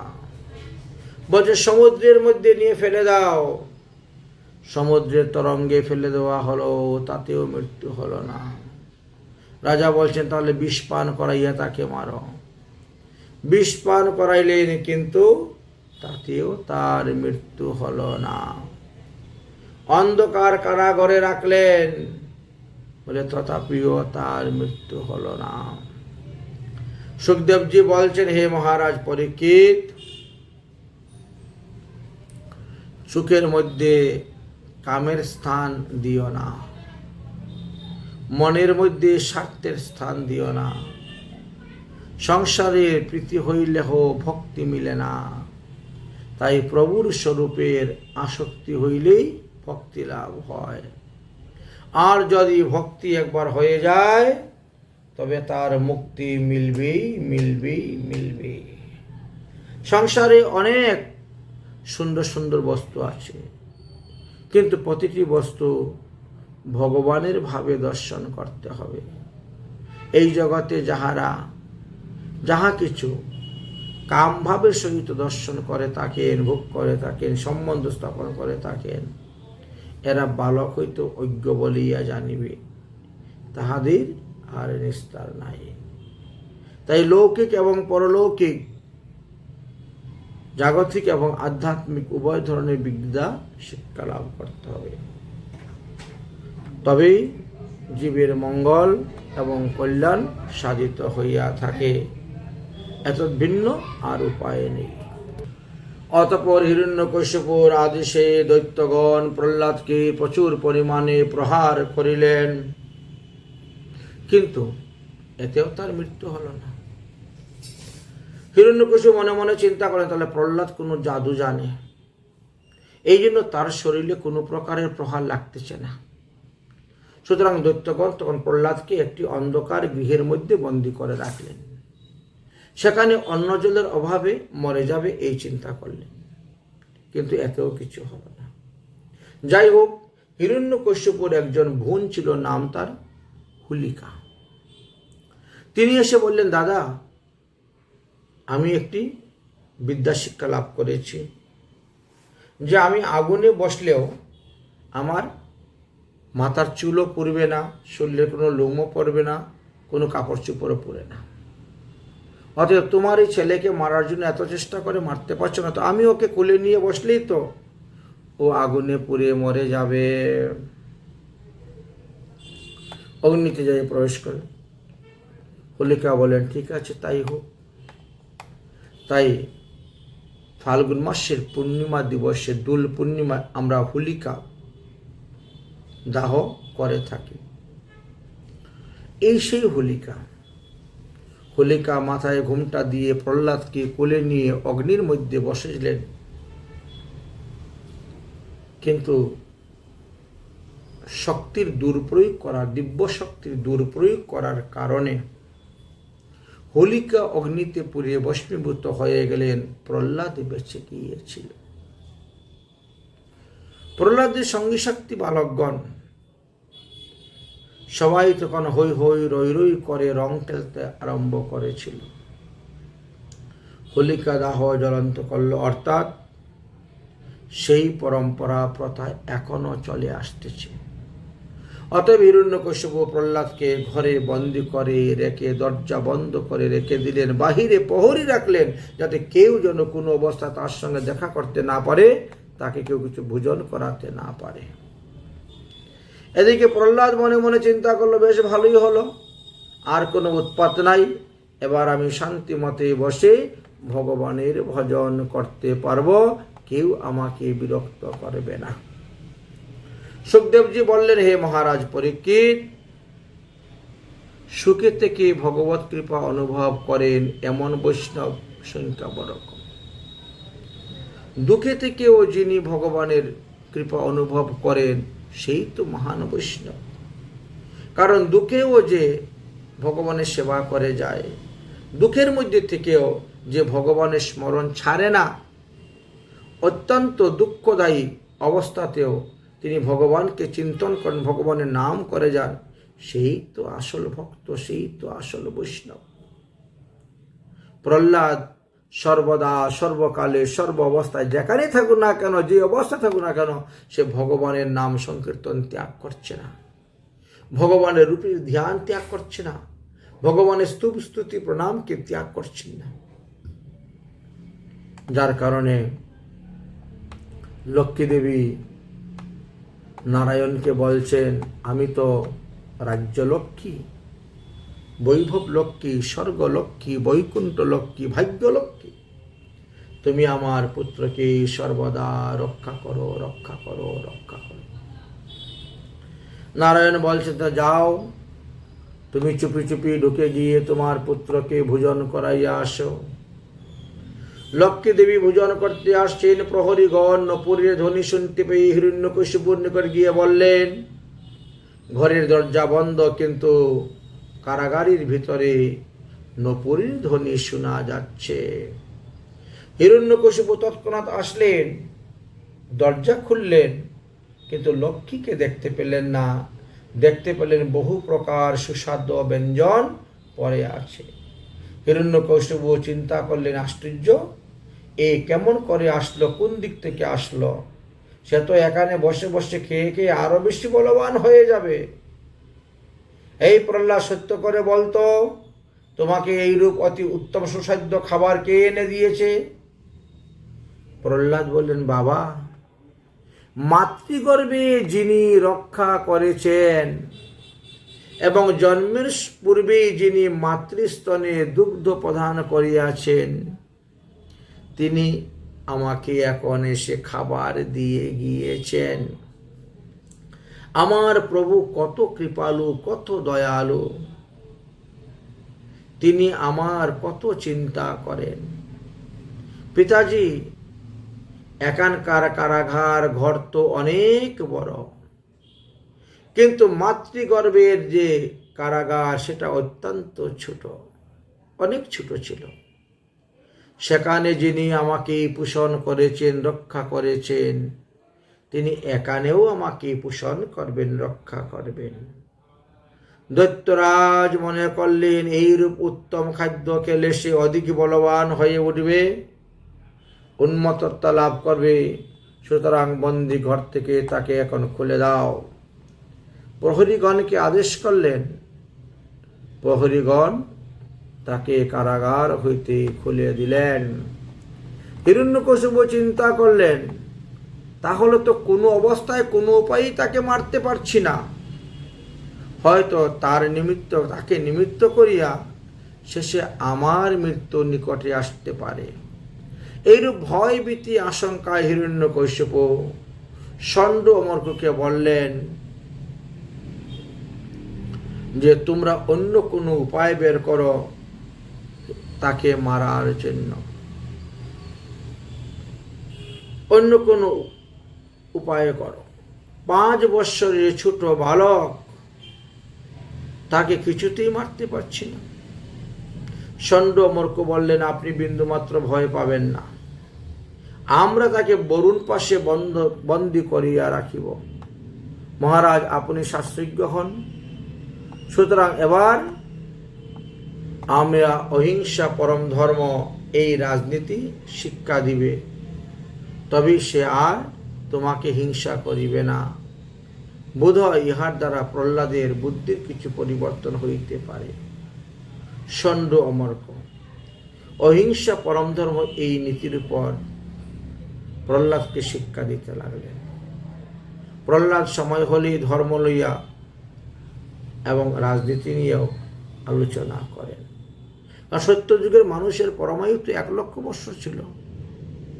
তাতে আবার 13 ভুবনের অধিপতি যিনি হিরণ্যকশ্যপু, সেই দৈত্যের পুত্ররূপে তিনি অবতীর্ণ হয়েছেন প্রহ্লাদ। ষণ্ড অমর্কর নিকটে তিনি শিক্ষা লাভ করছেন, উপদেশ দিচ্ছেন। কিন্তু গুরুদেবের মুখ থেকে যে শিক্ষা পাচ্ছেন ওটা সুশিক্ষা নয়। তাই ষণ্ড অমর্ক যখন চলে যান, তখন প্রহ্লাদ সমস্ত দৈত্য বালকদেরকে বলেন, হে দৈত্য বালকগণ, ষণ্ড অমর্ক আচার্যদ্বয়ের শিক্ষা তোমরা গ্রহণ করিও না। এর দ্বারা তোমরা ভবনদী পার হতে পারবে না। ভবনদী পার হতে গেলে হরিভজন করো। কুমারত আচরতে প্রাজ্ঞ ধর্মানং ভগবত আনিহ দুর্লভং মনুষ্য জন্ম তদুপ ধ্রুবম অর্থ ধ্রুবম অর্থ দম। প্রহ্লাদ বলিলেন, প্রিয় বালকগণ, মনুষ্য শরীর লাভ করা অত্যন্ত দুর্লভ। শ্রী ভগবানের কৃপাতে তোমরা এই দেহ শরীর পেয়েছ। একদিন এই শরীর নষ্ট হয়ে যাবে। সুতরাং কুমার অবস্থা হইতেই ভগবানের ভজন করো এবং ভগবত ধর্মের আচরণ করো। জীব মাত্রেই একান্ত কর্তব্য।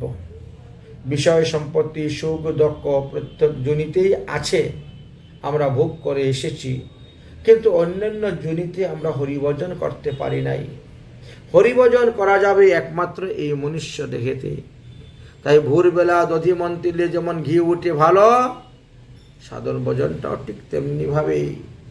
শৈশবী সাধন ভজন বৃদ্ধকালে গেল। মানব শরীরে প্রাপ্ত হয়েছে ভোগের জন্য নয়, ভগবানের ভজন করার জন্য। তা না হলে ওই 84 লক্ষ যোনি থেকে তুমি মুক্তি লাভ করতে পারবে না।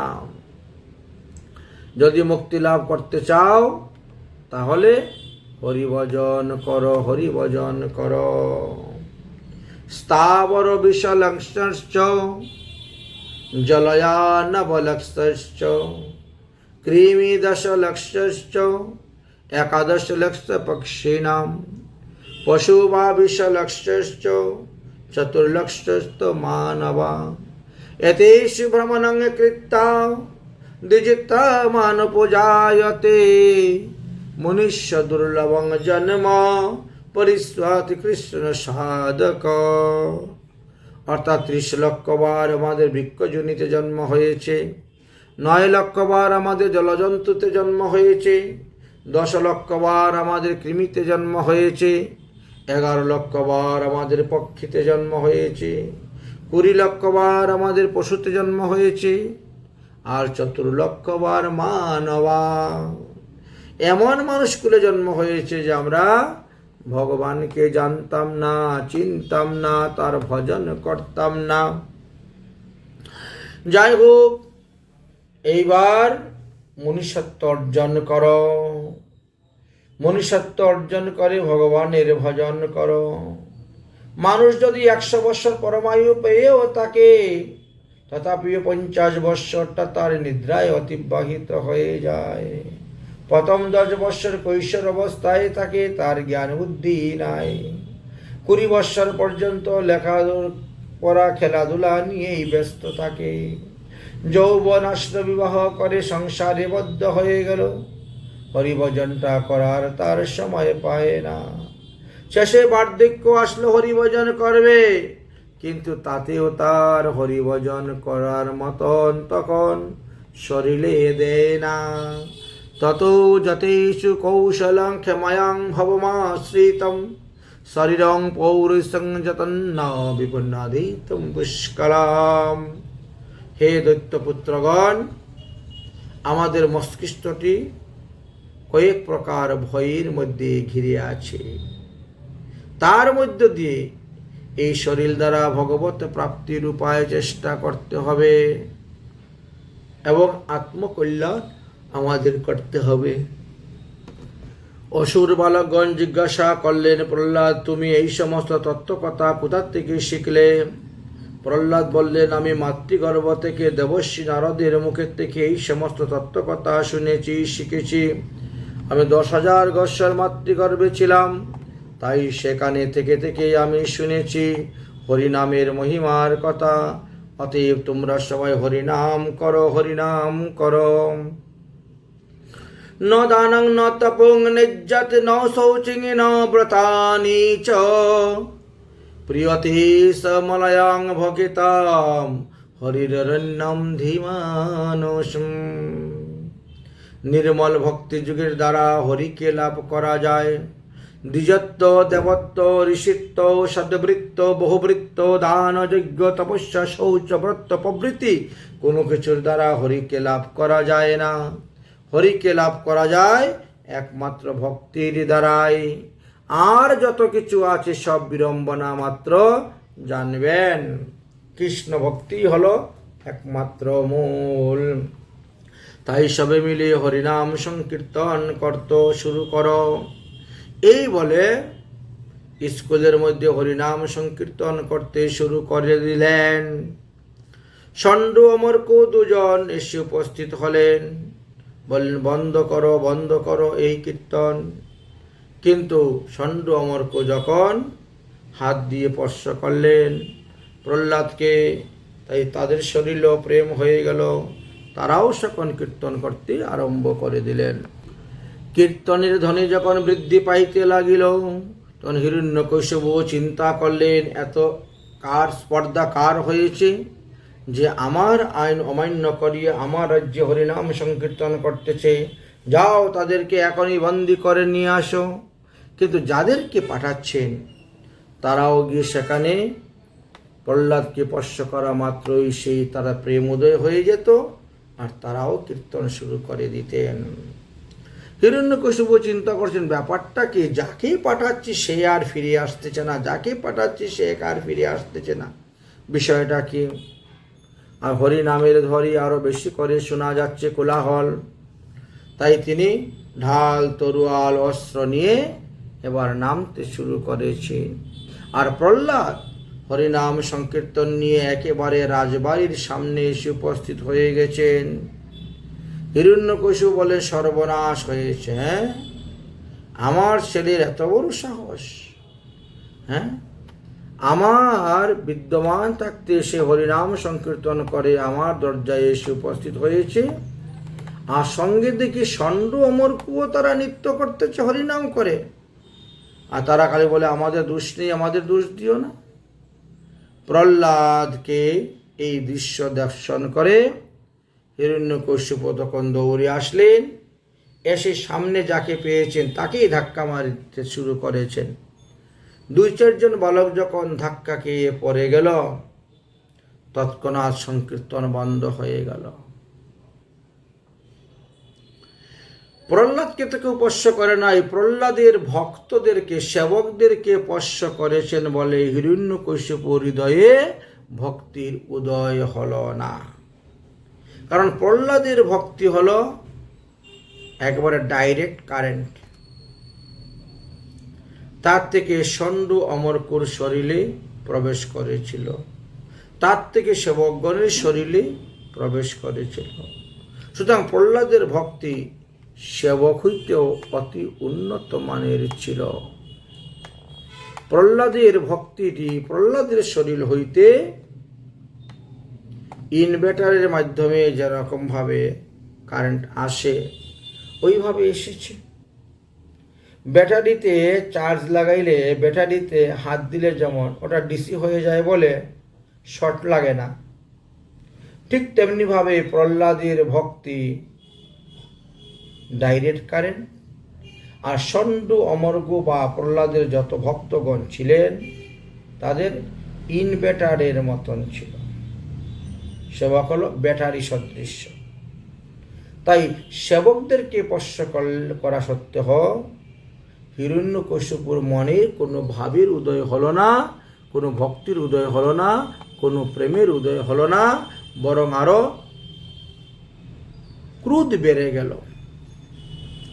তিনি তিরস্কার বাক্য প্রয়োগ করে বলতে শুরু করলেন, অরে প্রহ্লাদ, তোর এত বড় সাহস, তুই আমার রাজ্যের কীর্তন করে আমার মন্দিরে এসেছিস, আজ আমি তোকে বধ করব, দেখি তোর ভগবান কিভাবে তোকে রক্ষা করে, বল তোর ভগবান কোথায় আছে। প্রহ্লাদ বলছেন, পিতাজি, ভগবান তো সর্বত্রই থাকেন। দুধের মধ্যে যেমন ঘি সর্বদা থাকে, ঠিক ভগবানও সর্বদা থাকেন। রাজা বলছেন, তাহলে আমি দেখতে পাচ্ছি না কেন তোর ভগবানকে? প্রহ্লাদ বলছেন, পিতাজি, যার চোখের মধ্যে প্রেম থাকে, হৃদয়ে ভক্তি থাকে, তিনি ভগবানকে দেখতে পান। যার হৃদয়ে প্রেম নাই, যার চোখে প্রেম নাই, ভক্তি নাই, সে কখনো ভগবানকে দেখতে পায় না। অথচ আমার ভগবান সর্বদা আছেন, সব কিছুর মধ্যেই অবস্থান করিতেছেন। হিরণ্যকশিপু বলেন, কাশো যদি সর্বত্র তস্মাদ স্তম্ভে ন দৃশ্যতে। তুমি যে বললি তোমার ভগবান সর্বত্র আছেন, তাহলে ওই ফটিকের স্তম্ভের মধ্যে আমি কেন তোমার ভগবানকে দেখতে পাচ্ছি না? প্রহ্লাদ বলছেন, পিতাজি, আপনার চোখে কাম আছে বলে আপনি তাকে দেখতে পাচ্ছেন না। রাজা বলে, কহ দেখি মিলিবে কেমনে? শিশু বলে, মিলিবে কেবল চিন্তনে। ইহা শুনি কহে রাজা মহাক্রোধ করি, কহিলে যে সর্বস্থানে আছে তোমার হরি। সম্মুখে ফটিক স্তম্ভ দেখাইয়া দিল, তোর হরি এই স্থানে আছে কিনা বল। প্রহ্লাদ তখন স্তম্ভের মধ্যে জোরহস্ত করে কান লাগিয়ে শুনতে পেলেন, গুড়গুড় শব্দ শোনা যাচ্ছে। শুনিয়া করজোরে কহে প্রহ্লাদ কুমার, স্তম্ভের ভিতরে আছেন প্রভু যে আমার। আমার এই স্তম্ভের ভিতরেও ভগবান বিরাজ করতেছেন।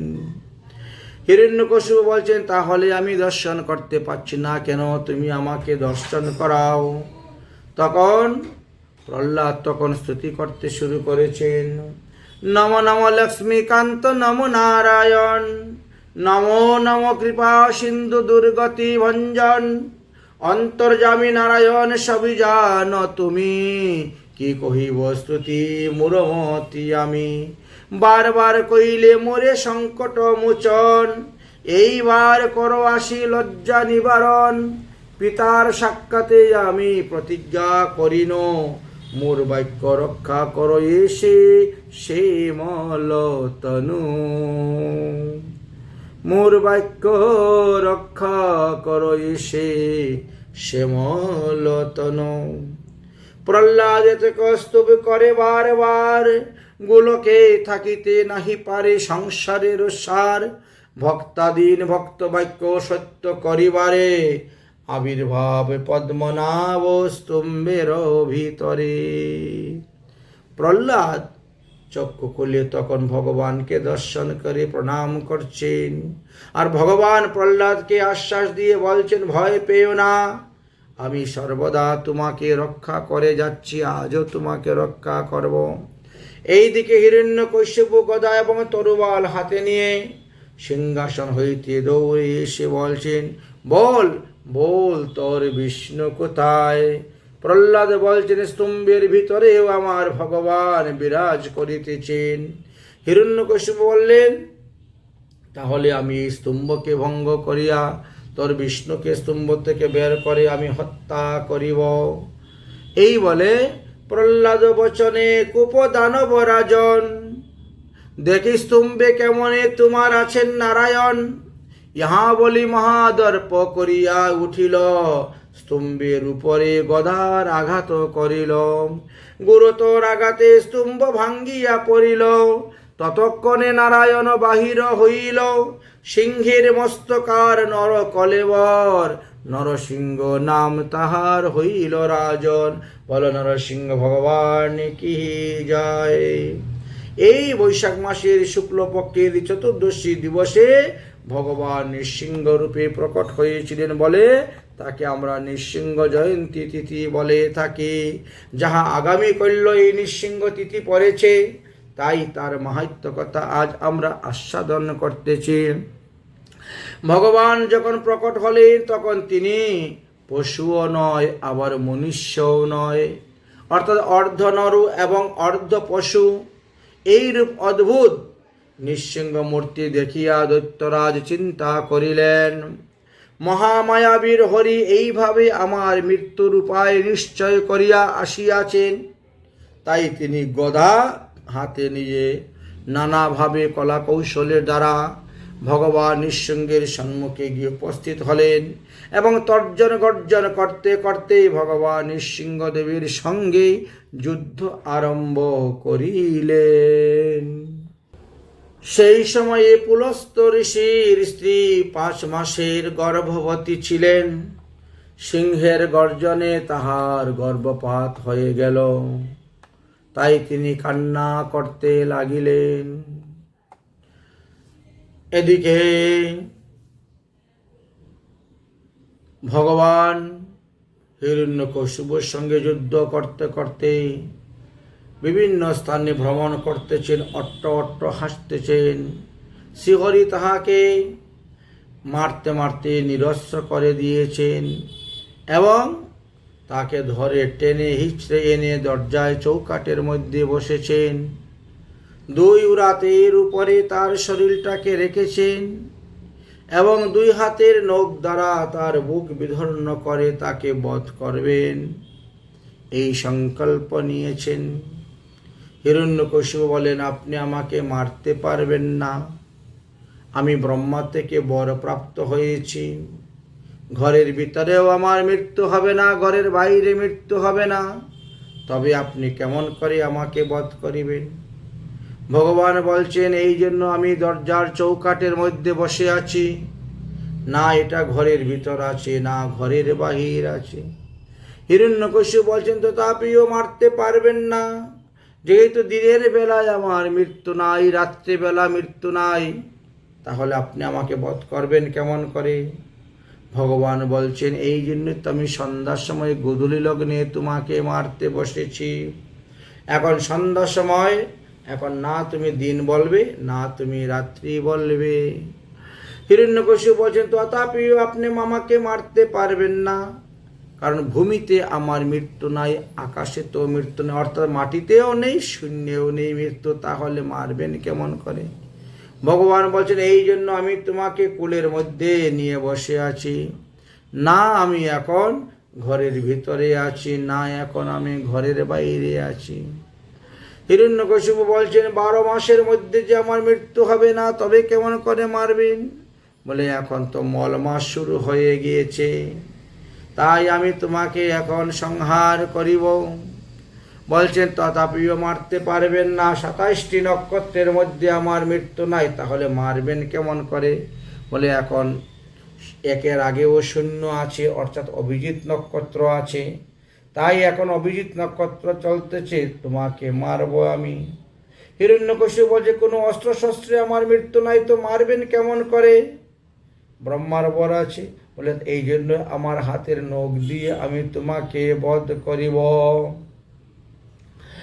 তখন বলছেন, ব্রহ্মার বর আছে, কোনো মানুষ বা কোনো পশু আমাকে বধ করতে পারবে না, তো আপনি কেমন করে বধ করবেন?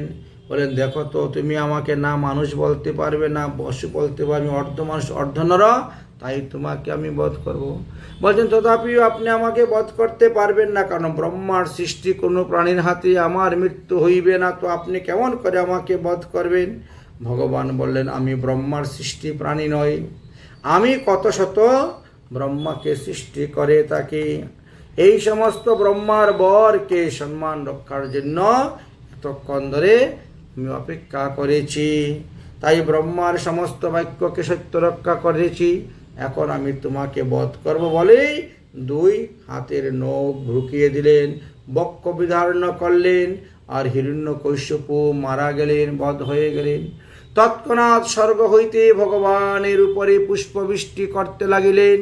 ভগবান বিকট রূপ দর্শন করে দাঁড়াইলেন।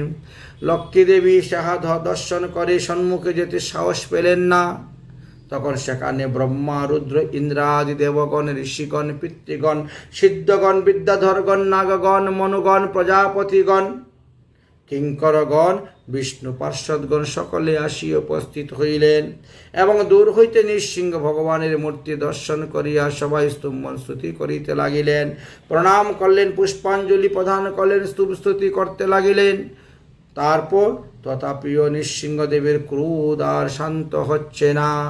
অবশেষে ব্রহ্মা প্রহ্লাদকে পাঠাইলেন, যাও বৎস, তুমি যাও, তোমার পিতার প্রতি ক্রোধ নৃসিংহদেবের উপস্থিত হইয়াছে, অতএব তাকে একমাত্র তুমি শান্ত করতে পারবে।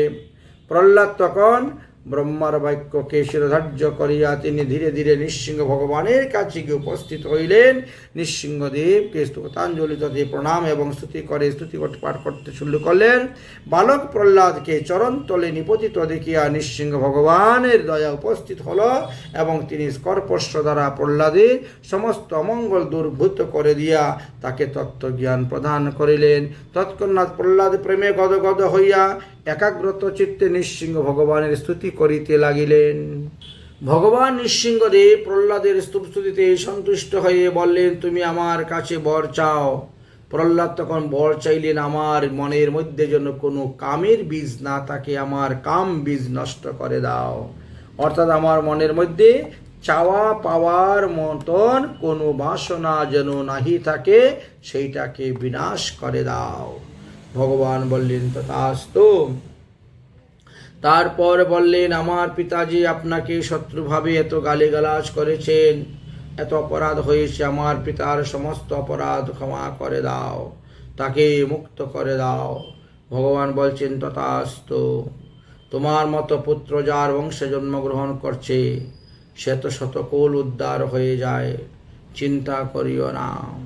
ভগবান বলে, হে বৎস, আমার অঙ্গ স্পর্শে তোমার পিতা সকল রকমের পবিত্র হইয়াছেন, তাহার পবিত্রতার জন্য তোমার আর কোনো কিছু করা কর্তব্য নয়। কেবল পরলৌকিক নিয়ম রক্ষার জন্য তুমি তোমার পিতার অন্ত্যেষ্টি ক্রিয়াদি কার্য কর।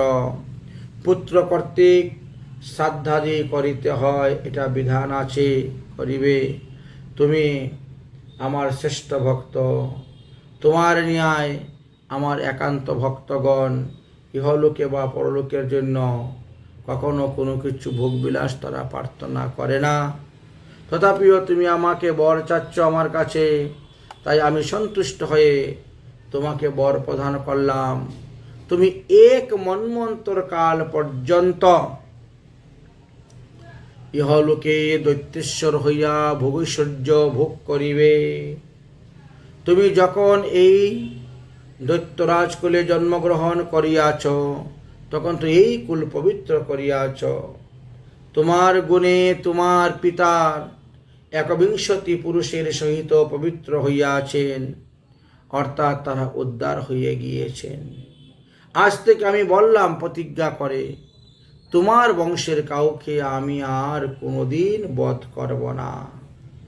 এবার তুমি গুরুমুখ হইতে বিষ্ণু মন্ত্র গ্রহণ করিয়া ভগবান বিষ্ণুকে ভজন করতে থাকো।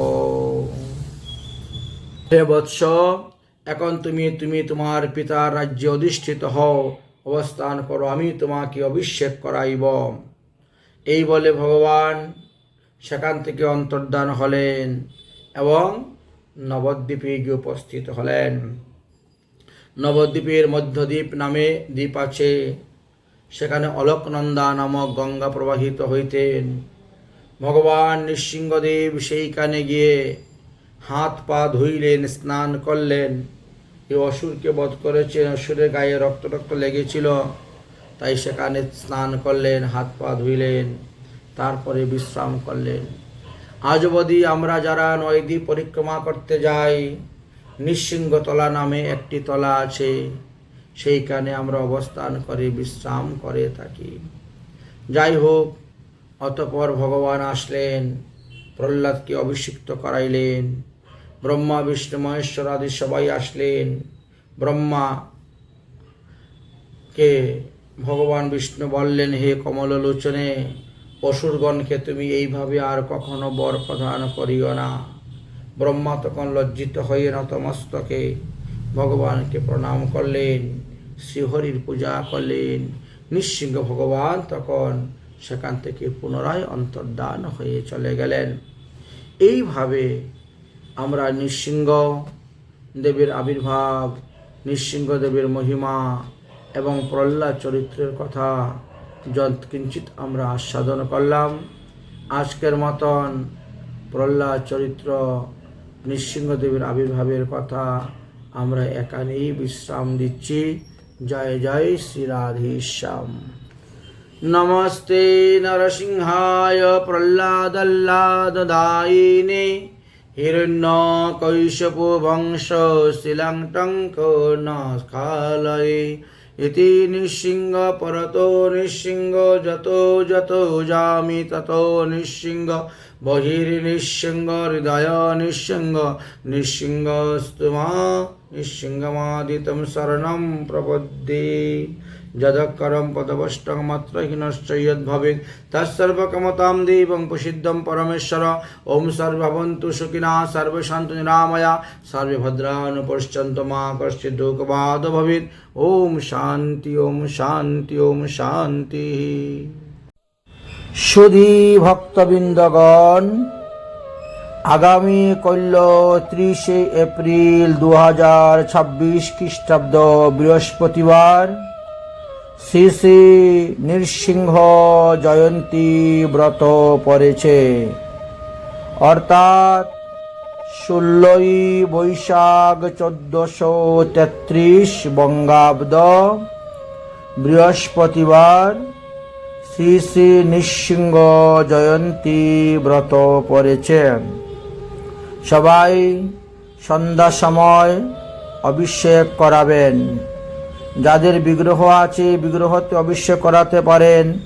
গোপাল, গিরিধারী, শালগ্রাম শিলাতে অভিষেক করাতে পারেন, অথবা চিত্রপটেও অভিষেক করাতে পারেন, অথবা কাগজের মধ্যে লিখে শ্রী শ্রী নৃসিংহ জয়ন্তী নৃসিংহ দেবায় নমঃ বলে লিখে ওর মধ্যেও দুধ দই ঘি দিয়ে আপনি করতে পারবেন অভিষেক। তাহলে বৃহস্পতিবারে আপনারা ব্রত থাকবেন সম্পূর্ণ দিন রাত। যদি অসুবিধা হয় তাহলে অভিষেকের পরে ফলাহার করবেন, তথাপি অন্ন ব্যঞ্জন কখনো গ্রহণ করবেন না। তার পরের দিন পালন করবেন, অর্থাৎ 17 বৈশাখ 1433 সন 1 মে 2026 খ্রিস্টাব্দ শুক্রবার সূর্যোদয়ের পর সকাল 9টা 26 মধ্যে শ্রী শ্রী নৃসিংহ জয়ন্তী ব্রতের পালন আপনারা করবেন। এবং আরও অন্যান্য উৎসব আছে পূর্ণিমা দিবসে, যেমন মনে করেন শ্রী শ্রী রাধারমণের আবির্ভাব, রাধারমণ জয়ন্তী হয়েছিল। তারপরে শ্রীকৃষ্ণের দোল, রাধা গোবিন্দের ফুল বাংলা হবে রাধাকুণ্ডে, এবং শ্রীনিবাস আচার্য প্রভুর আবির্ভাব তৃতীয় ওই পালনের দিন অর্থাৎ পূর্ণিমা দিবসে পড়েছে। পরবর্তী শ্রী অপরা একাদশী ব্রত আগামী 29 বৈশাখে পড়েছে, আপনাদেরকে দিয়েছি 13 মার্চে। যাই হোক, একাদশী ব্রতের যেভাবে আমরা সংকল্প করি, এই চতুর্দশী ব্রতের সংকল্প করতে পারেন। একাদশী জায়গাতে চতুর্দশী লাগাই দিবেন, আর পুণ্ডরীকেশ্বর জায়গাতে ইচ্ছা করলে নরসিংহ লাগাইতে পারেন।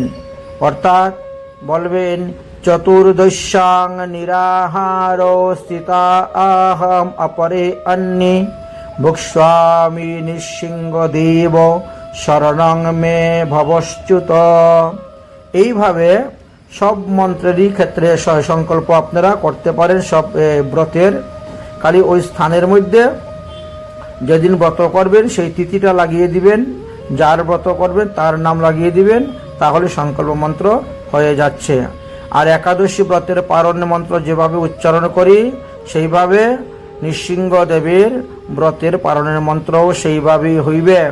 অর্থাৎ নৃসিংহ যেমন তব প্রসাদ স্বীকারাৎ কৃত্যং ইয়ৎ পারণং মায়া ব্রতে অনেন সন্তুষ্ট স্বস্তি ভক্তিং প্রয়শ্চো মে। এই যে পারণ মন্ত্র, এই মন্ত্র আমরা একাদশী ব্রততেও করি, দ্বাদশী ব্রততেও করি, বা শ্রীকৃষ্ণের জন্মাষ্টমী, রাধার জন্মাষ্টমী, বামন দ্বাদশী, রামনবমী। একমাত্র শিবরাত্রির পারণের মন্ত্রটা আলাদা, আর বাকি সব বৈষ্ণবীয় যত ব্রত আছে সমস্ত ব্রতের পারণ মন্ত্র ওই একটার দ্বারাই করা হয়ে থাকে। আর সংকল্প মন্ত্র যখন যেটা করবেন তখন সেখানে ওই তিথিতে লাগিয়ে দিবেন। যেমন এখানে দেওয়া আছে, একাদশী ব্রতের সময় লিখেছিলাম, এই একাদশী নিরাহার। এখন এখানে আপনি চতুর্দশী করবেন, তাহলে বলে দেন চতুর্দশ্যাং, হয়ে গেল। চতুর্দশ্যাং নিরাহার স্থিত অহম অপরে অন্যে ভোগস্বামী। পুণ্ডরিকাক্ষের জায়গাতে আপনি ওখানে লাগিয়ে দেন নৃসিংহ দেবায় শরণং মে ভবশ্চুতে, তাহলেই হয়ে গেল। আর যারা যারা নৃসিংহদেবের মহিমার কথা শ্রবণ করতে চাবেন, আমি ইউটিউবে নৃসিংহদেবের ব্রতের মহিমার কথা আলোচনা করেছি, তারপরে আজ পল্লা চরিত্র কথা আলোচনা করে পাঠাবো। নৃসিংহ জয়ন্তী ব্রত করলে কি লাভ হয়, কি ক্ষতি হয়, এই বিষয়ে গতকালকে একটা ভিডিও করেছিলাম, করে আপনাদের নিকটে পাঠিয়ে দিয়েছি। অর্থাৎ 28 তারিখ, গতকালকে 28 এপ্রিল 2026 খ্রিস্টাব্দ নৃসিংহ জয়ন্তী ব্রতের মাহাত্ম্য সম্পর্কে আলোচনা করা হয়েছে। এবার হলো নৃসিংহদেবকে আপনারা যে প্রণাম করবেন, প্রণাম করার মন্ত্র। উগ্রং বীরং মহাবিষ্ণুং জ্বলন্তৌ সর্বতোমুখং নৃসিংহ ভীষণং ভদ্রং মৃত্যুং মৃত্যুঃ নমাম্যহম। এইভাবে এই মন্ত্রের দ্বারা আপনারা ভগবান নৃসিংহদেবকে প্রণাম করবেন। এত বিভিন্ন আরও বিভিন্ন স্থানে বিভিন্নভাবে মন্ত্র দেওয়া আছে, তবে এই মন্ত্রটাই প্রসিদ্ধ, এই মন্ত্রটাই সকলেই উচ্চারণ করে থাকেন, বা এই মন্ত্রের দ্বারা সকলেই প্রণাম করে থাকেন। তাই আমরা এই মন্ত্রটা আপনাদের সামনে তুলে ধরলাম। আপনারা এই মন্ত্র উচ্চারণ করে ভগবান নৃসিংহদেবের প্রণাম করবেন। উগ্রং বীরং মহাবিষ্ণুং জ্বলন্তৌ সর্বতোমুখং নৃসিংহং বিষমং ভদ্রং মৃত্যুং মৃত্যুং নমাম্যহম। মৃত্যু অমৃত্যুম নমাম্যহম। তারপরে নৃসিংহদেবকে স্তুতি করবেন, নৃসিংহদেবের ভোগ দিবেন, নৃসিংহদেবের আরতি করবেন, মন্দির পরিক্রমা করবেন। তো এইভাবে ভগবান নৃসিংহদেবের কৃপা লাভ করতে পারবেন। আমাদের 6টি জয়ন্তী ব্রতের মধ্যে এটি হলো নৃসিংহ জয়ন্তী ব্রত, সকলেরই পালনীয়।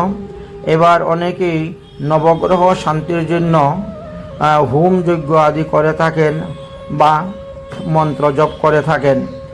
এখানে আমরা কিছু মন্ত্র তুলে দিয়েছি আপনাদের সামনে, যে নৃসিংহদেবের বিশেষ বিশেষ 9টি নাম দেওয়া হয়েছে, যে 9টি নামের দ্বারা নবগ্রহ দোষ কেটে যায়, সেই 9টি নাম এখানে দেওয়া হয়েছে। আপনারা দেখতে পাচ্ছেন। ওম জ্বালা নৃসিংহায় নমঃ বলে মঙ্গলে গ্রহের দোষ কেটে যাবে। ওম পাবন নরসিংহায় নমঃ বললে বুধ গ্রহের দোষ কেটে যাবে। ওম অহবিন্ধা নরসিংহায় নমঃ বললে বৃহস্পতি দোষ কেটে যাবে। ওম মামলা নরসিংহায় নমঃ বললে শুক্র গ্রহের দোষ কেটে যাবে। ওম যোগানন্দ নরসিংহায় বললে শনির দোষ কেটে যাবে। ওম ভাগর্ভ নরসিংহায় বললে রবির দোষ কেটে যাবে। ওম করঞ্জা নরসিংহায় বললে চন্দ্রের দোষ কেটে যাবে। ওম ছত্রবটকা নরসিংহায় বললে কেতুর দোষ কেটে যাবে। ওম বরাহ নরসিংহায় নমঃ বললে রাহুর দোষ কেটে যাবে। এইভাবে আলোচনা করা আছে। যাই হোক, আপনাদের সামনে তুলে ধরলাম। যার যে গ্রহ দোষ সে সেই মন্ত্রটি বিশেষ করে ওই নৃসিংহ জয়ন্তীর দিন 108 বার জপ করবেন। সবটি জপ করার কোনো দরকার নাই, প্রয়োজন নাই। যার যে গ্রহ দোষ হয়েছে সেটা জপ করবেন।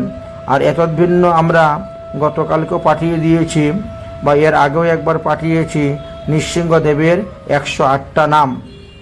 যে 108টা নাম উচ্চারণ করে আপনি 108টি তুলসী পাতা ভগবানের চরণে অর্পণ করতে পারবেন। নৃসিংহদেবের স্তুতি পাঠ করবেন, স্তব পাঠ করবেন। নৃসিংহদেবের কবচ আছে, আপনারা নৃসিংহদেবের কবচও পাঠ করবেন। যদি স্তোত্র রত্নাবলী থাকে ওর মধ্যে পেয়ে যাবেন, বা মনোহর ভজন দীপিকা এর মধ্যে আপনারা পেয়ে যাবেন নৃসিংহদেবের স্তুতি, নৃসিংহদেবের প্রণাম, নৃসিংহদেবের কবচ ইত্যাদি দেওয়া আছে। আর এতদ্ভিন্ন হরিভক্তি বিলাসের 14 বিলাসে নৃসিংহদেবের পূজার মন্ত্র দেওয়া আছে। নমস্তে নরসিংহায় প্রহ্লাদয়াল্লাদদায়িনে হিরণ্যকৈশ্যপোবক্ষং শিলাঙ্টঙ্কনকলায় ইতি নৃসিংহ পরতো নৃসিংহ যতো যতো যামি ততো নৃসিংহ বহির্নৃসিংহ হৃদয়ে নৃসিংহ নৃসিংহমাদিং শরণং প্রপদ্যে তব কর কমল বরেণকম অদ্ভুত সিংহ দলিত হিরণ্যকৈশপুতনো বিঙ্গম কেশবদৃত নরহরিরূপ জয় জগদীশ হরে, জয় জগদীশ হরে। এইভাবে 10 অবতার স্তোত্রের মধ্য থেকে নৃসিংহদেবের স্তোত্রটা আমরা তুলে ধরলাম। জয়দেব, কবি জয়দেব 10 অবতার নিয়ে একটি স্তোত্র লিখেছিলেন। তার মধ্য থেকে যেহেতু এখন নৃসিংহ চতুর্দশী ব্রত, এই জন্য নৃসিংহদেবের মহিমা যুক্ত এই শ্লোকটি আমরা তুলে ধরলাম। আপনারা এটাও পাঠ করতে পারবেন। তো রাধে রাধে। আগামী করলে অবশ্যই সবাই মিলে নৃসিংহ চতুর্দশী ব্রত পালন করবেন, কারণ এতে 24,000টি একাদশী ব্রতের ফল লাভ করা যায়, 1000 দ্বাদশী ব্রতের ফল লাভ করা যায় এই নৃসিংহ চতুর্দশী ব্রত পালন করলে পরে। তাই সবাই আজকে সংযম থাকবেন, আজকে অভিসন্ন গ্রহণ করবেন। যেহেতু আজকে বুধবার, আজকে অভিসন্ন গ্রহণ করুন, আর আগামী করলেও ব্রত পালন করবেন। আমরাও এই স্থানে এসেছি, বর্তমানে গৌহাটিতে আছি, এসেছি গুরু ভাইয়ের বাড়িতে। আগামী করল নৃসিংহদেবের মহা অভিষেক হইবে।